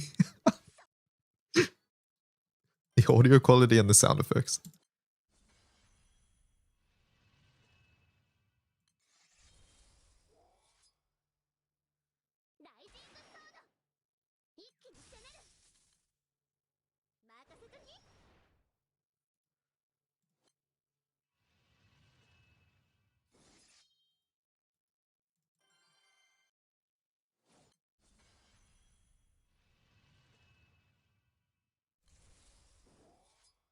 I FLB'd Vesusia. I'm usually really good at pulling summons. Although it's a coin flip whether you get the one you're looking for. I see.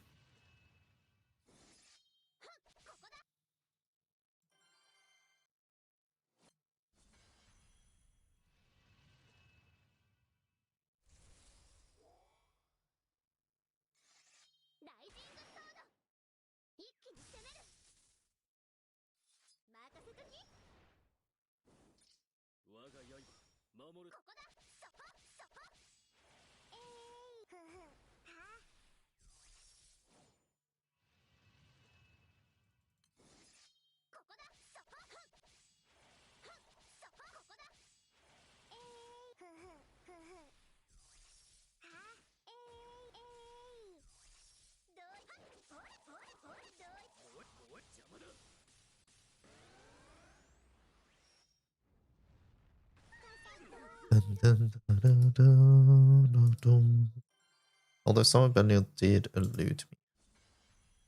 When are you reading? Fat law drop at the moment? Tell me when it's done. I want to read One Piece so badly, but I just don't want to be reading weekly ever again.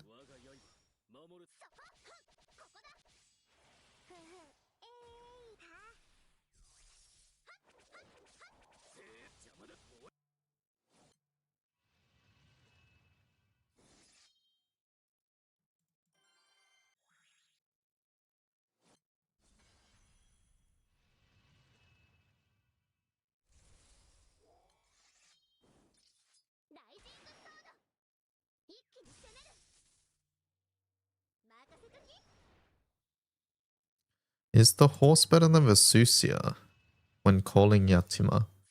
Depends. For me, I need the HP sub aura and I need the multi-attack. So I can't actually just swap it out. I lose too much by doing that. But ultimately it depends on the setup, I think. Although I think I have seen more horse than Vesusia, and I think it's because of the HP. Correct me if I'm wrong. Maybe the most optimized ones are using Vesusia instead.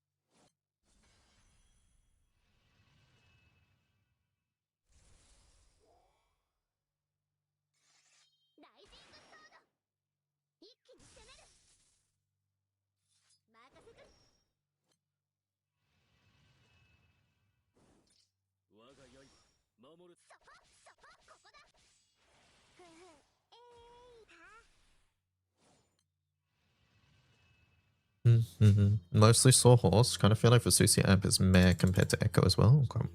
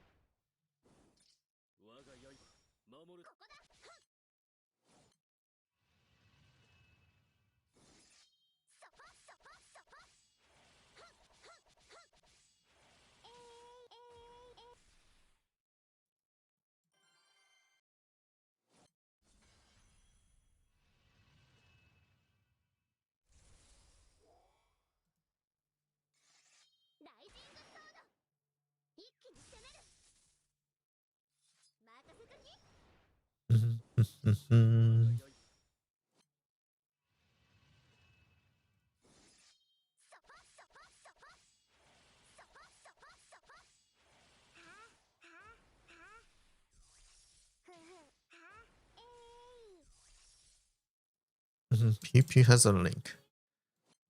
Path of Exile 2 build showcase, sure. Let's watch it. Chaos Tornadoes. This was the exact build you were playing. It's a cool build, honestly, right? It's a typical day in Rayclast. A light fog with a high chance of chaos tornadoes. And a front of consuming darkness moving in around 3 PM. This monk build by Flicker Slide uses a combination of hidden mechanics and varied uniques to pump out purple chaos tornadoes. Have you seen the Bodak thing? Pew Pew, by the way? Like if you search Bodak, Haunted by the Bodak presence on the trade website and then change like the max value to 2, then your Bodak attacks faster. Like that Haunted by the Bodak apparently has some sort of hidden value. You played Arc build Perma Infusion. Arc seems really good. I saw Steel playing Arc.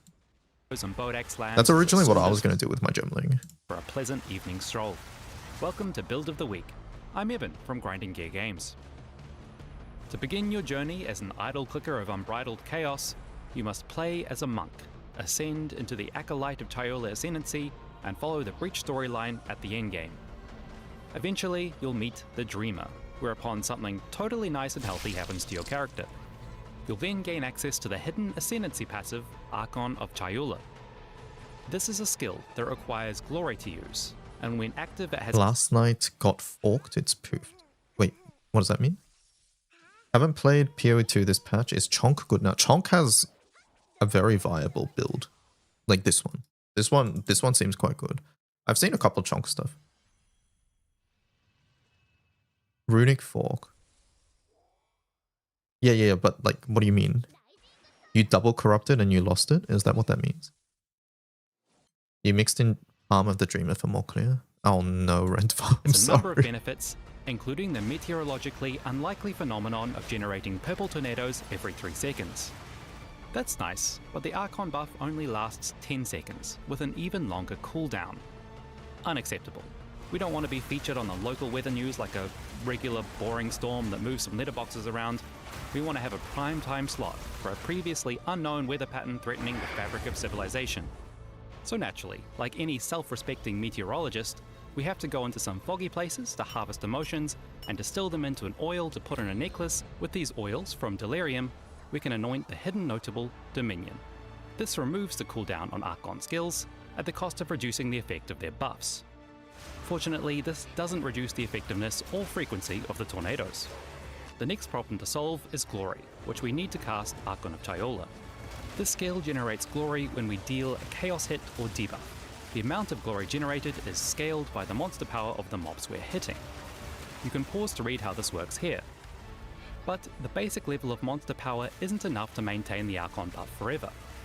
Fortunately, there are ways to increase this value. To do that, Flicker Slide is using both of these uniques, with their handy monster power mods.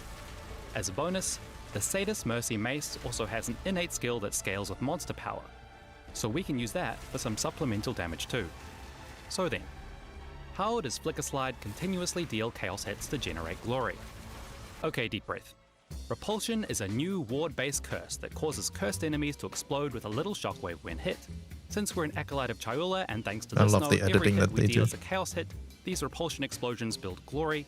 To get these explosions to happen constantly, we can put Repulsion into Blasphemy, a gem that turns a curse into an aura, so the curse will be constantly reapplied to all the enemies around us. Then we can socket in Living Lightning, a support gem that generates little lightning minions when we deal a lightning hit. To ensure we're dealing lightning hits, we use this Abyss Jewel, then the Living Lightning minions can hit other cursed enemies and trigger the repulsion explosions, while tornadoes also count as attacks that deal chaos hits, which also generate the glory we need to maintain the buff forever. Simple. But wait, we still need an initial hit to trigger repulsion. And no, this mug is not enough, his mum says The Harbinger spawned by that Mace lags your PC when there's multiple uniques or rare, so you ditched it. Oh, very okay. handsome. Enter the Vestige of Darkness. This is a new unique that drops from the Bodak and embodies his power. With this equipped, the Unlight itself bursts forth from the ether to obliterate your enemies and start the repulsion loop. In actuality, the Bodak actually deals good damage with a massive AoE and scales with monster power, so it's an integral part of the build that helps clear maps. Scales with monster power? I thought they got rid of that. And with that, we've finally become the Tornado Alley of Rayclast. All we need to do now is recast the Archon buff from time to time and throw around some debuffs where we encounter bosses. There's a lot more going on here, including a weapon swapping setup with Brutus-led Sprinkler for single target, and self-immolating wolves that provide abyssal modifiers. I don't think Brutus survives this patch, I'm just saying. I think Brutus is nuts, so. And an unusual passive tree that focuses on presence modifiers. It seems Flicker Slide is still experimenting with the build, there's a lot to play with here. We'll let you discover the rest yourself. In terms of MTX for this build, I reckon the unique items are cool by themselves, but would also recommend the Sun Clan Raider set to show off the sick glowing tattoos that the Acolyte of Chayula gets, along with a vanishing dye to show off his pretty face. Thanks very much to Flicker Slide for their contribution, and for our new favourite weather phenomenon. Check out their guide in the description for more info. See you next time! Very cool. Cool build, honestly.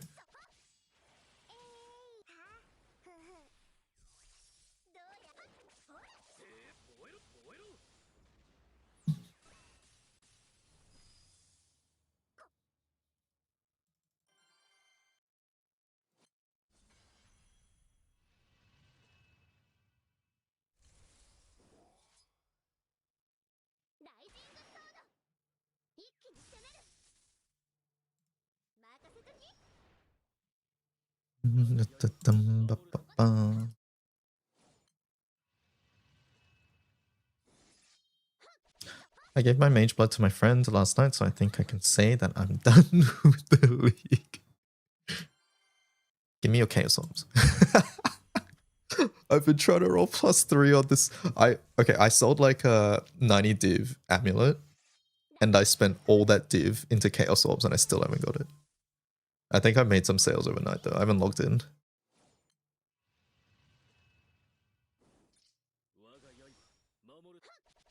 I'm trying to make the cast on dodge Ember Fusilad. I'm building up towards that because I don't think that survives this patch and I want to play it. So I'm just mapping with my snipe build and then while trying to craft the amulet and other things.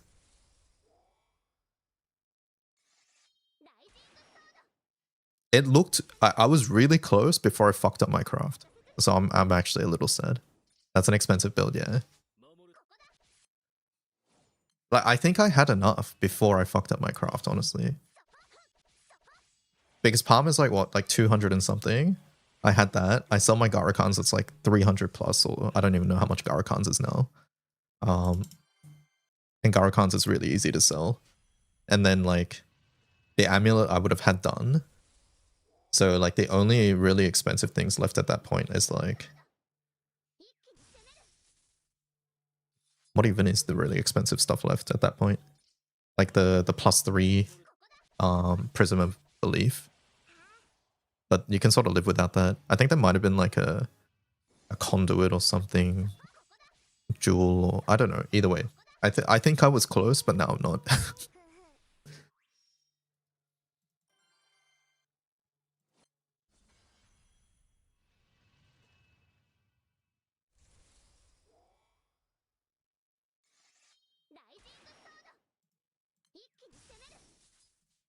Chaoses went down to like 8 per div, by the way. Oh, not fully 8 per div, but it was like 8 point something. Like chaos prices are like tanking, or not tanking, rising. Yeah, chaos is like everybody's crafting now, I think.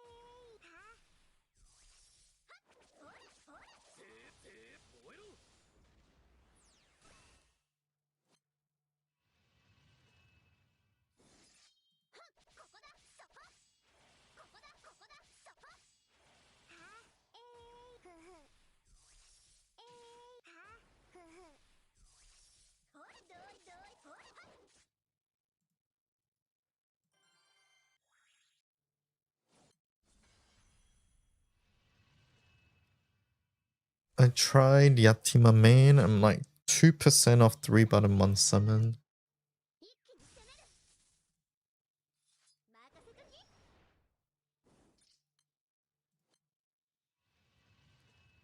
I'll grab some breakfast in like 8 minutes, I think. Once the 2 hours are up. Only my horse was maxed.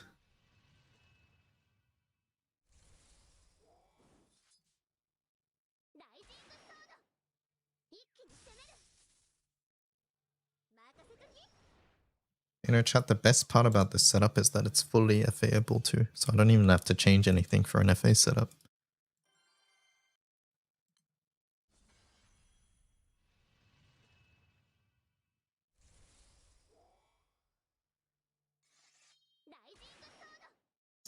Your 12 button 1 summon FA is working, yay. We love it when setups work.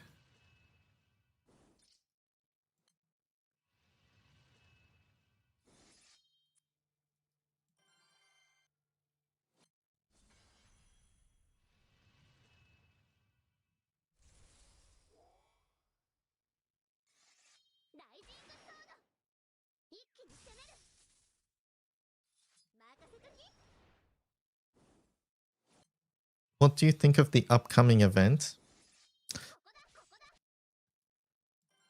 So I saw the teaser and I was like, what on earth is this?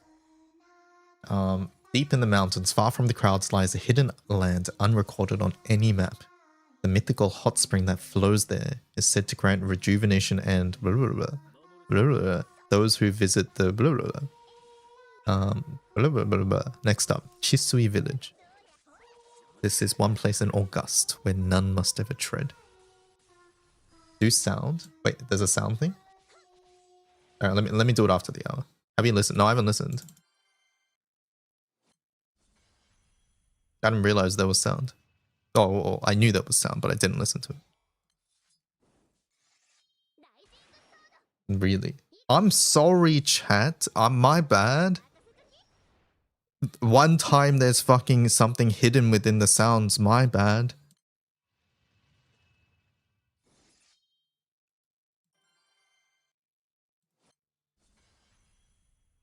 You're in for a treat. Okay.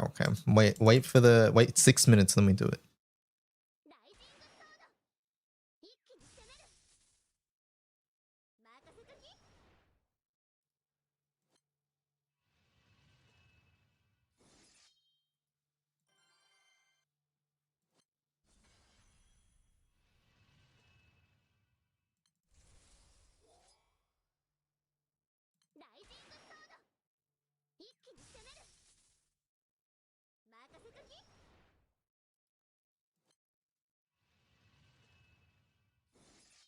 What time are we doing buffs? I don't know. I don't even know if I can drop anything. I guess I'd just try replacing Yule and then see if we can go 3+1.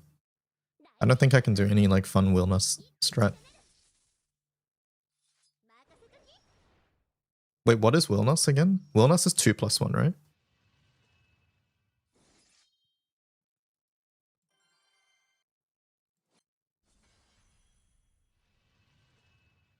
And 2+1 is what you're on. Maybe I can do something similar 3+1.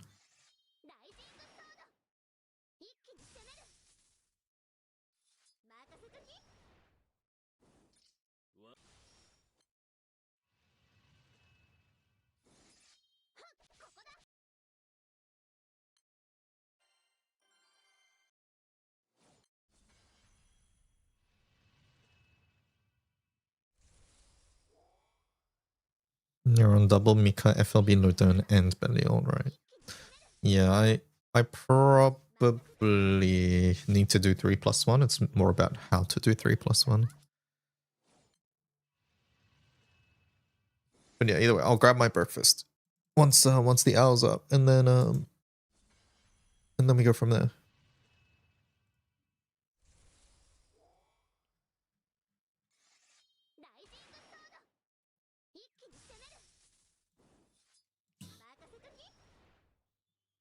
Hoshimiya.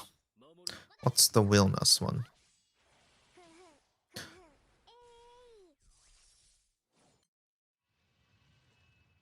Void Deception Secret Art. What on earth is that echo key?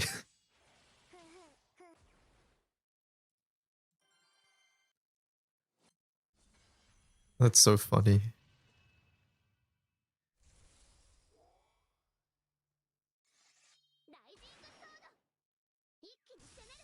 Echo key hair main bar. You can TA after Percy tag.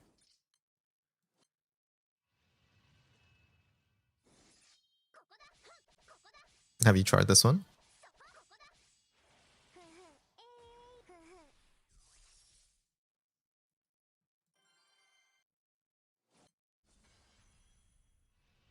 No, still at work. Give me 3 minutes for buffs to fall off. I was trying to say thanks for the sandbox advice, but your phone was acting up. Oh good, oh good. Oh my god, Charlotta backline. Yeah, you get to do Charlotta backline.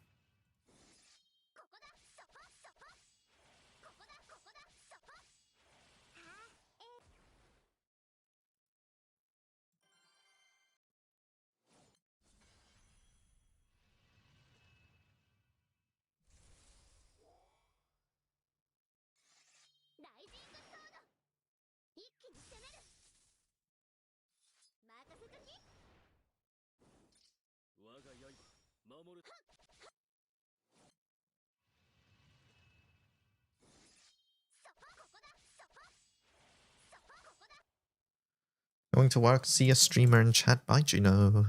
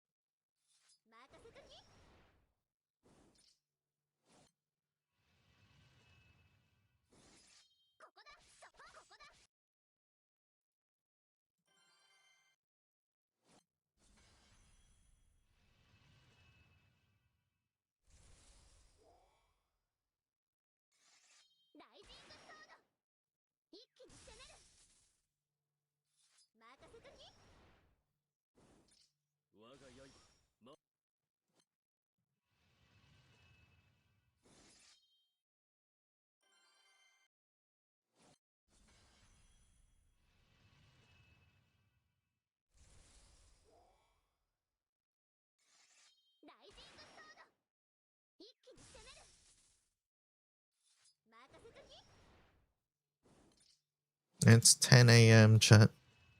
We did it. How much honors did we get? Let's have a look, see. We are winning. Good. We hit... Oh, we hit 1 bill. We hit 1.1 bill daily. Oh. Donate meat. There we go.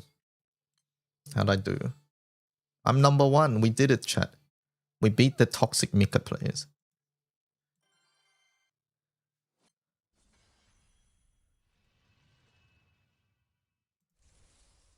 Try hard. Try hard. Alright, let's watch something while I eat. Let me go grab my food. Let's watch should we watch how one plant murdered a continent, chat? Thoughts? Something about Australia, it seems. Wait, before I do this, let me do the what did you guys want me to check? The event, but with voices or something, right? The voices. Alright, hold up. 幕なぎさまの見て払い神戸を足した白袋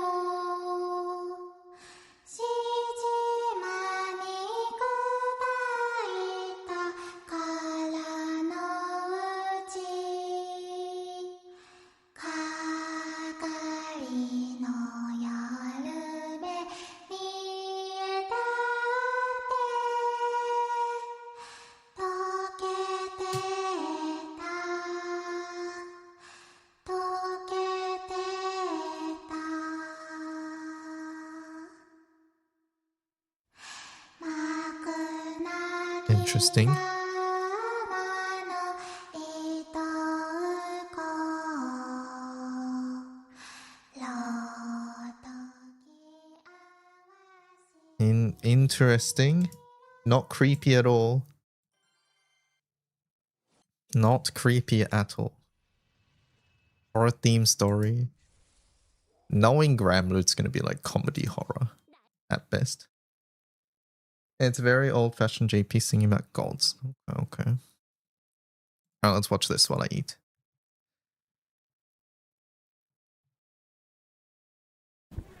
This plant next to me is an icon of the desert. It's pollinated by native bees. It's food for lots of tortoises and birds. It's a cornerstone of the community. It's on the goddamn Mexican flag. And it's one of the most destructive plants in the world, in history. This plant is the prickly pear cactus in the genus Opuntia. It's a staple of this land here, the southwestern United States. Along with the deserts of Mexico, the plains of Canada, the Caribbean, Central America, the Midwest, the eastern US, and the Galapagos, which is home to lots of tortoises and birds. Birds like blue-footed boobies, which lay their eggs on bare rock because they haven't had anything to be scared of for thousands and thousands of years. I thought this was Australia, but this is interesting too. Opuntia's native range is enormous. It's biggest of all the cacti, extending from 56 degrees north in Canada all the way down into South America. But way, way down south, on the opposite end of the globe,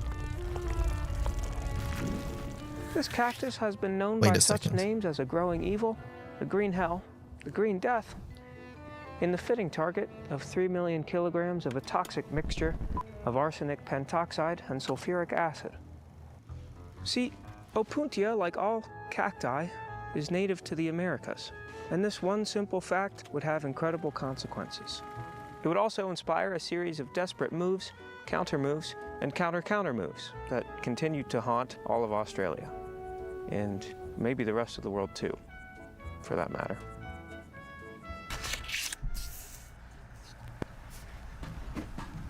Whether it's the Sahara Desert, the Arabian Desert, the Gobi Desert, the Great Australian, Kalahari, or Syrian deserts, the Taklamakan Desert, or the Usturt Plateau, take your pick. None of them have native cacti, except for one species found in Africa and Sri Lanka, which probably got there in the tuft or in the gut of a migratory bird. prickly pear got to Australia in the gut of a ship full of settlers in 1788. It was valued as a hardy, attractive, ornamental plant, easy to grow and nicely suited to the arid Australian climate. Cultivation of the cactus was a wild success, and by the early 1900s, Opuntia was showing off just how easy to grow and nicely suited it was to the arid Australian climate. By going rogue and infesting 20 million hectares of the Australian countryside in a, quote, horror of spines. This so-called green wave, spreading at over 1 million hectares a year, is that right? That is extremely fast, was so impenetrable and spiny that farms had to be abandoned over more than 10 million hectares. Homes were left behind, cultivated fields were overtaken, and entire communities were fragmented in an explosive blast of mismanaged horticulture. They couldn't bury it, they couldn't burn it, they couldn't blow it up, because it would grow right back. What they discovered is that prickly pear doesn't just survive, but often benefits from drought, flood, fire, poison, grazing, and being chopped into hundreds of little tiny pieces. Ooh. These hundreds of little tiny pieces can regenerate. Some roots, a pad, a bud, a fallen fruit, or a flower can spawn a whole new thicket of cactus. Not to mention the birds who eat the fruit and spread the seeds far and wide. The Australian government offered a reward of $600,000 AUD in today's money, or lack thereof, for anyone who could come up with a solution. You want this piece of meat? Come on then! Some 700 proposals, a doubling of the reward, and over half a decade later, ideas like mustard gas, flamethrowers, and the introduction of even more rabbits, which was a truly desperate and possibly insane thing for anyone to suggest, were all thrown out. Nothing worked. But their lack of success was not for lack of trying. Stop shitting those damn seeds everywhere, they said to the birds, or we'll kill you. The birds didn't listen, so they killed them. A bounty was put on the heads of emus and crows and currawongs, which was claimed over 300,000 times. It didn't help. 3 million kilograms of arsenic pentoxide and sulfuric acid were applied all over the land. But you already knew that. And it didn't help either. Crikey, mate. There's some serious shit, is what they might have said. It's a conspiracy, a bioweapon. It's a GMO super cactus. No, it wasn't. This is important. It was just a regular old cactus, weaponized by being in the wrong place at the wrong time. This fight was interrupted by World War I. But once the world's evils were defeated and the Aussies set down their guns, they came home to a domestic evil that was still far from being put down. Until a new joint task force finally found a magic bullet. But the question was this: would this magic bullet wipe out the cactus like they hoped? Or would it blow up in their faces, like helping out your local economy by putting in a data center? Either way, the Aussies picked those guns right back up and loaded them with the only option that they had left. They would bring in a second non-native species to hunt down the first. This was an attempt at biological vengeance. Now, the strategy of using an invasive to catch an invasive has a mixed track record. At times it's worked, and at other times it's turned a minor headache into a full-scale DEFCON 1 clusterfuck. Another landmass with similar properties to Australia is Hawaii. Hawaii. Can you hear the ocean? Nice. In 1936, Hawaii, God fuck damn, dude. In 1936, Hawaii became the unfortunate and unwilling host to the giant African snail, Achatina fulica. It was an agricultural pest with no natural enemies on the Hawaiian Islands, except for the farmers, but I guess they weren't really natural, nor could they do anything about it. So in 1955, the rosy wolf snail, aka Euglandina rosea, aka the cannibal snail, was brought in from Central America to sort out that problem. by preying on Achatina fullica. And prey it did, but not upon the giant African snail. No, it mostly left those alone. Instead, the rosy wolf snail found itself in a whole new world, full of vibrant, eye-catching, and vulnerable native snails. And prey it did. There were once a good 700 species of snails endemic to the Hawaiian Islands. Now a good 90% of them are extinct, and the ones that hung on are about halfway between here and heaven. They're gonna croak too. Introducing the wolf snail to the Hawaiian Islands was like bringing a gun to a knife fight. All of the wolf snail's prey and competitors had been content stabbing each other to death for tens of thousands of years, fully unaware that guns existed. Hawaii is famous for being the site of many knife fights to which similar guns as Euglandina rosea have been brought. And so too is Australia.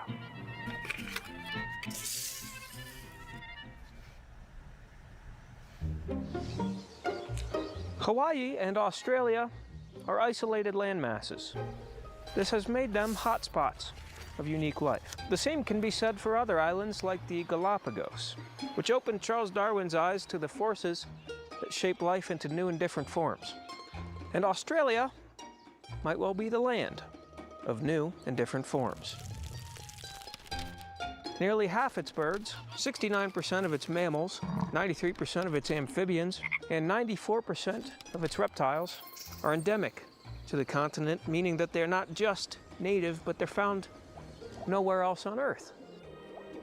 But like the blue-footed boobies of the Galapagos, who lay their eggs on bare rocks because they've had nothing to be scared of for thousands and thousands of years. And you get your shopping bag. Australia's long isolation has made its life somewhat naive. You put it over the kangaroo. To the world beyond its borders. And it will fall in, like that. Making it particularly susceptible to a takeover.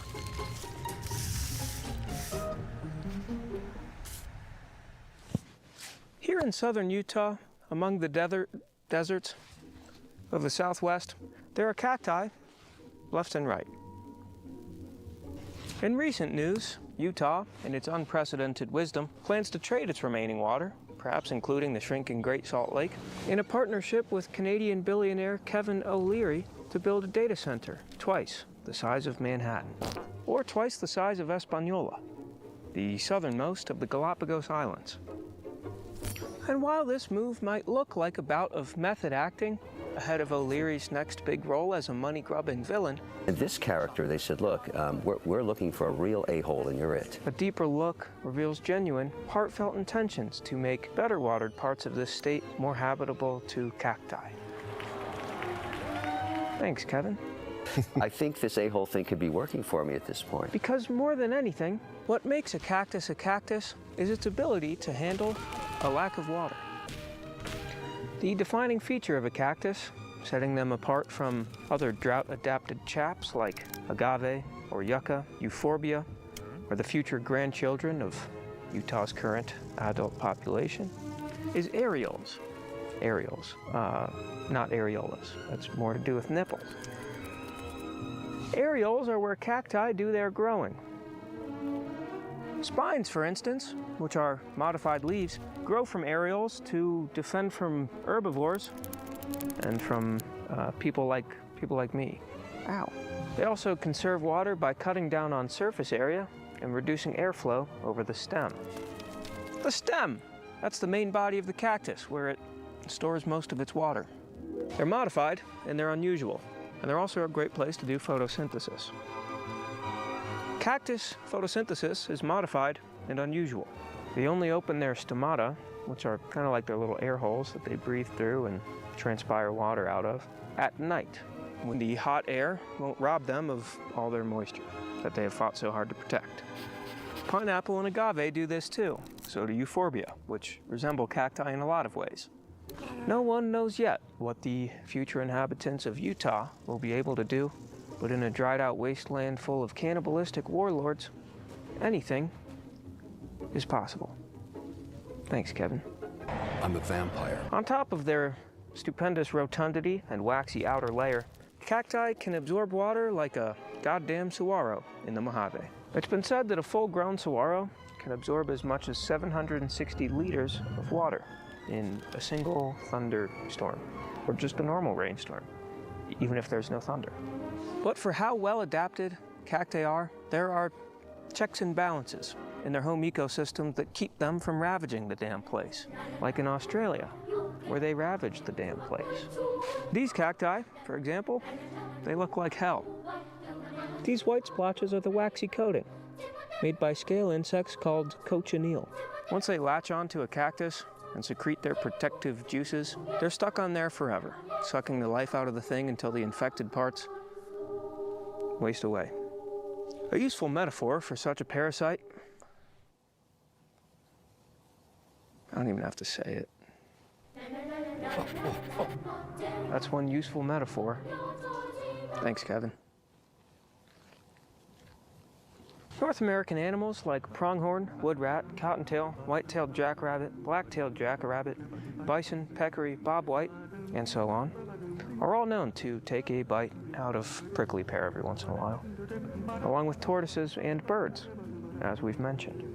But more to the point, in the case of an Australian continent that had been invaded to the gills with prickly pear, are the moths that are notorious pests of this here cactus. One such moth, native to Argentina, is known as Cactoblastus cactorum. And this moth, in desperate combination with the cochineal bug that's eating this cactus alive, composed the 1-2 magic bullet that the Aussies hoped and prayed would save them from their horticultural sins. It was time they brought their own gun to this gunfight.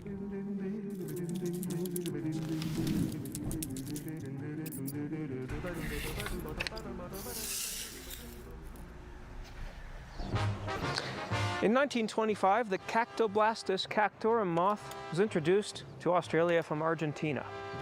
The first 10 million eggs were distributed in the following couple years. They stood everything to gain by introducing the moth, but there was still so much that could go wrong. A second introduced species had the potential to go rogue and add to the list of problems. And Steve Irwin hadn't even died yet, so things could still get way worse. But crikey, mate, they said, let's do this shit. By 1930, over 3 billion moth eggs had been released. Is this before or after cane toads? What year was cane toads? And in combination with the cochineal bug, the effects of the moth were miraculous. So miraculous that segments of prickly pear infested with cochineal were selling for up to $20,000 in today's Australian money. It was a spectacular, near-magic success.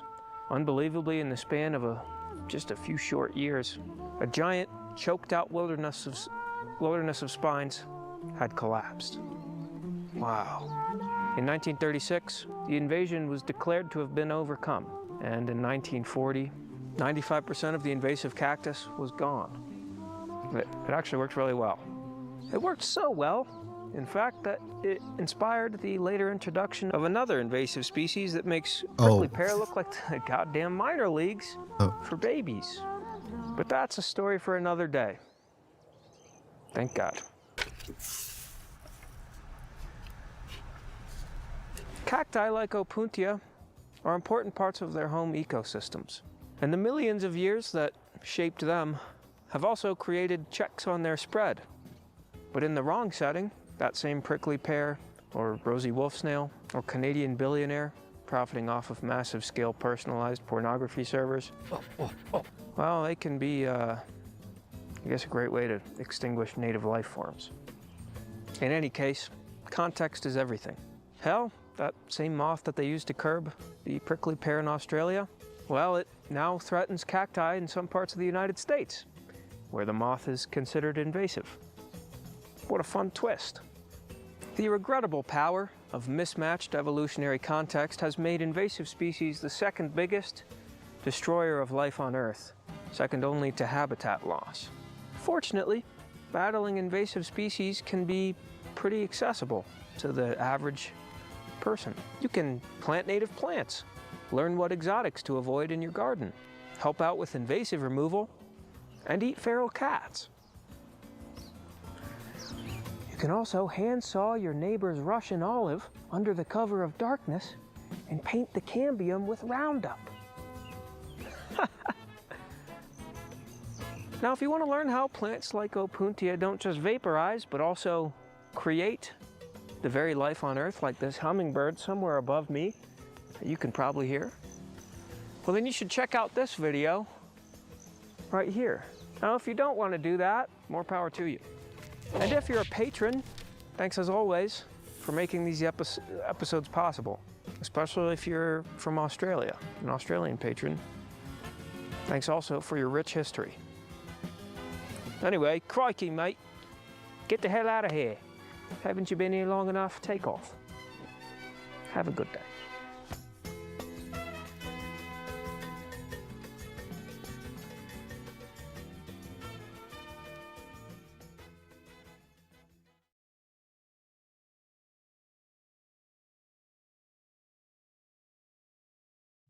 All right, good video. That was fun. For your guys' notes,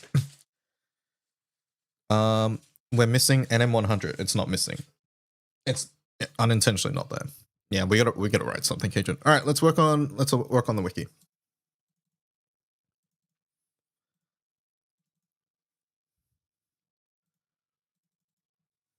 Use a 150 setup for 100.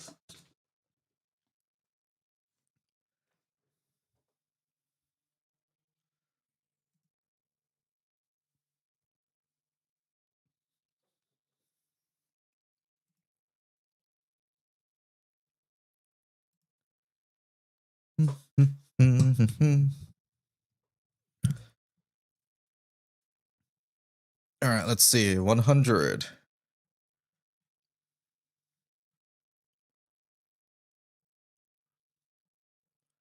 I'll just write it here, honestly.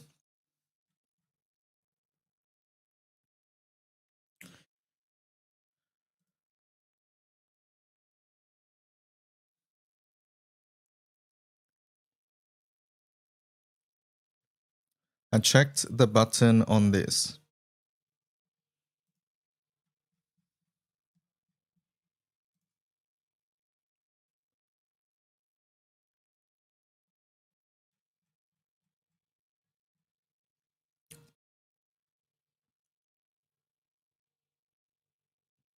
These are June 2025 setups, but we should probably edit that as well.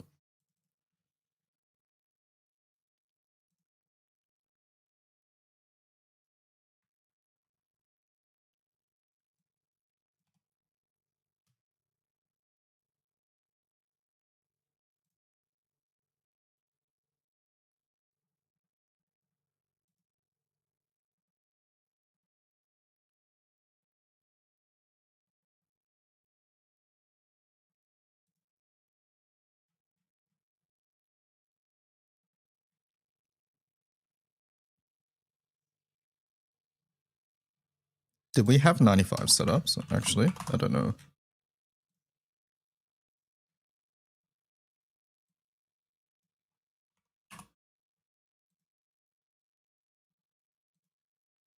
We did, okay.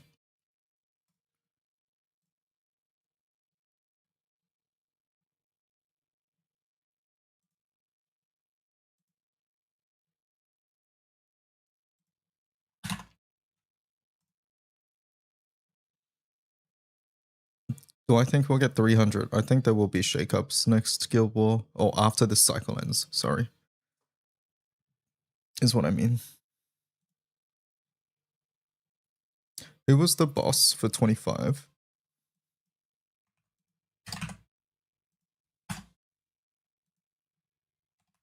Tartsman, thank you.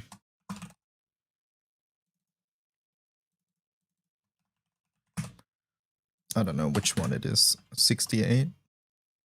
No, sorry. Can't be. 76? Thank you for the follow. Soul Invoker. I'm just gonna go in order. And we're gonna hope that we hit Tartman, smiley face. I will not look up what number it is. There we go, we did it.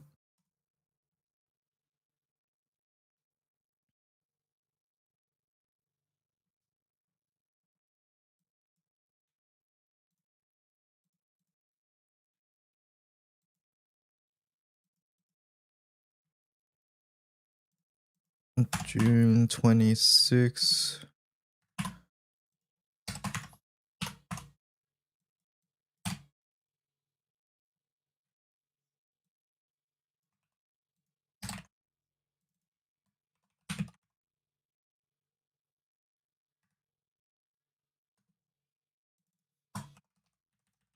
No, I forgot to edit this.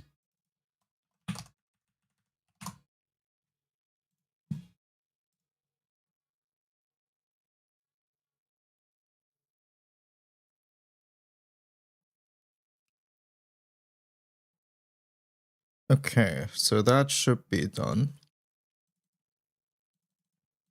Next, we're adding setups. Oh, I gotta add the 100 blob first.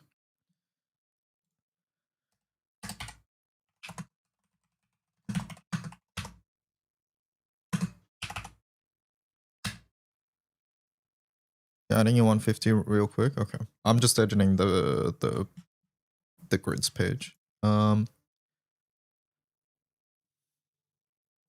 Custom disclaimer maybe.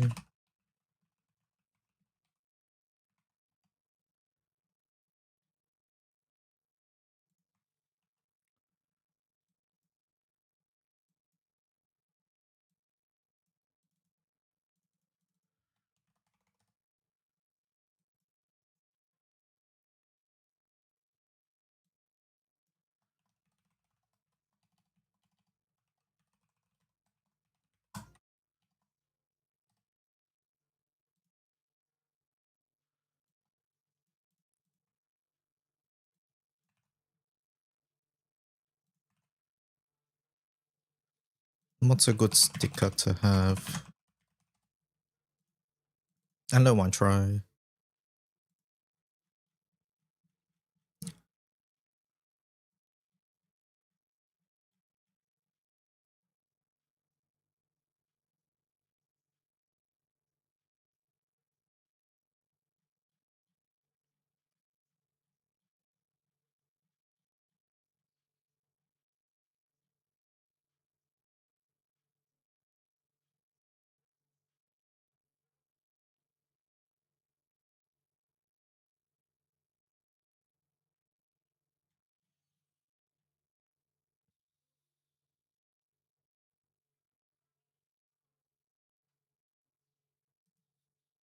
I'll use Ilsa.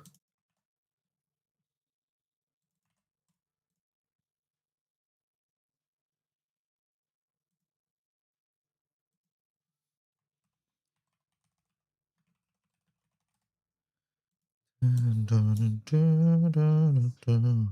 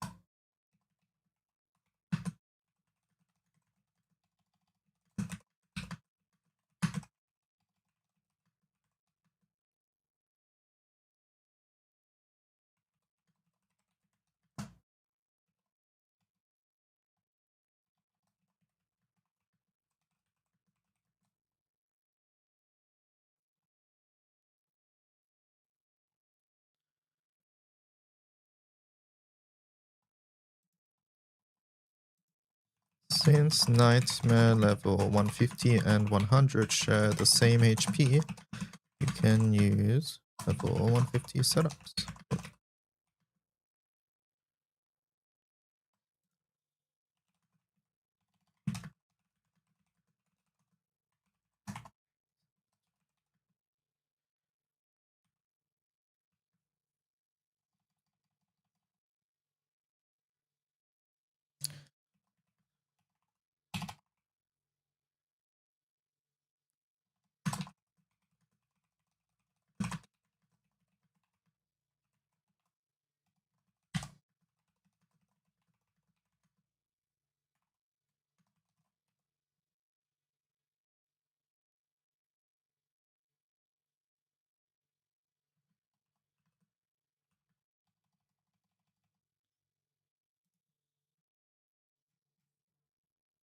Ah.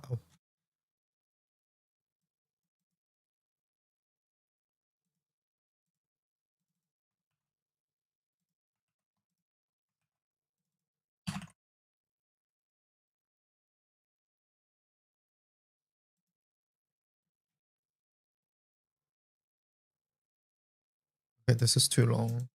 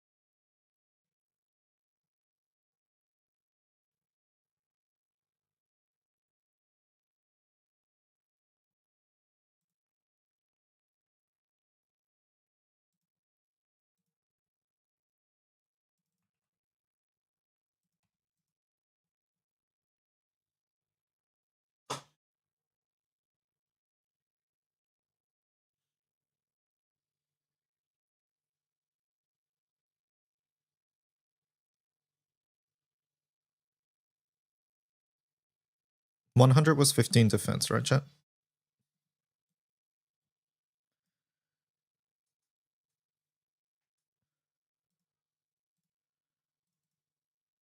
I think it was 15. What? Is it not? I forgot. That's why I'm asking.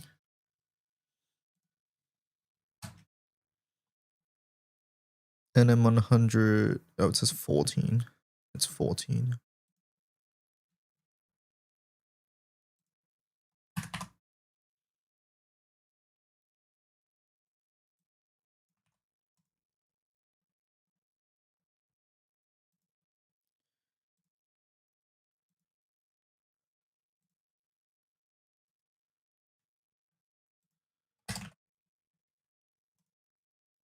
Are there any decent substitutes for world weapons in grids? Trying to come up with something similar to a 150 setup.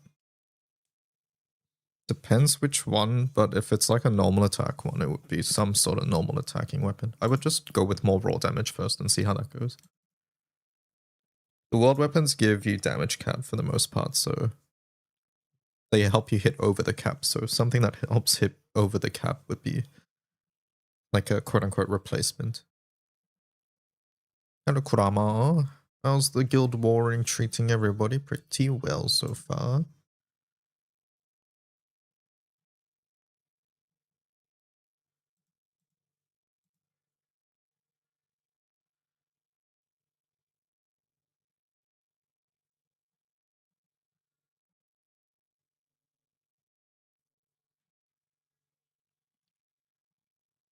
Maybe I should record my setup real fast.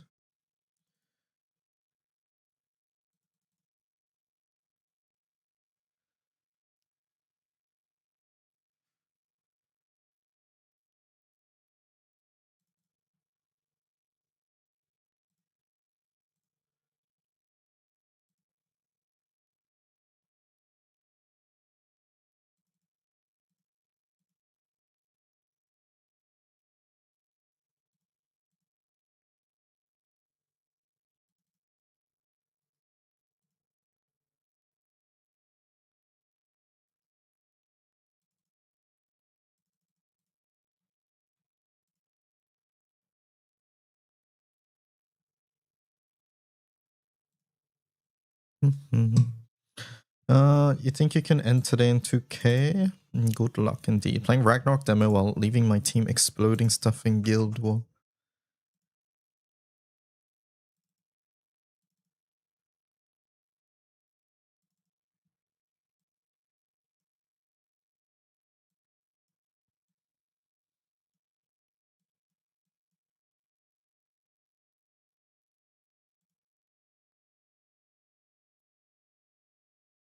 Okay, that's fine. Hello, Ricard.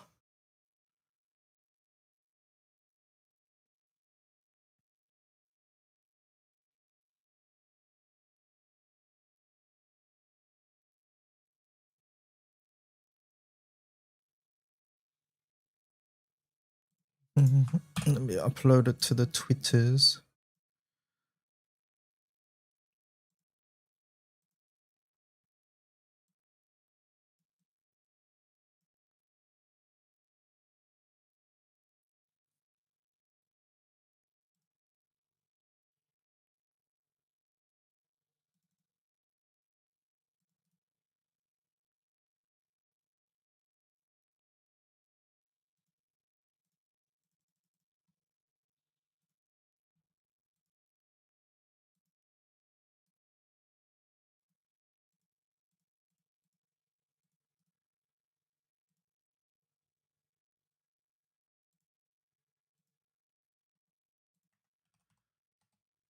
It doesn't matter because most honors are 250, but you like to not play catch up on day 3, yeah?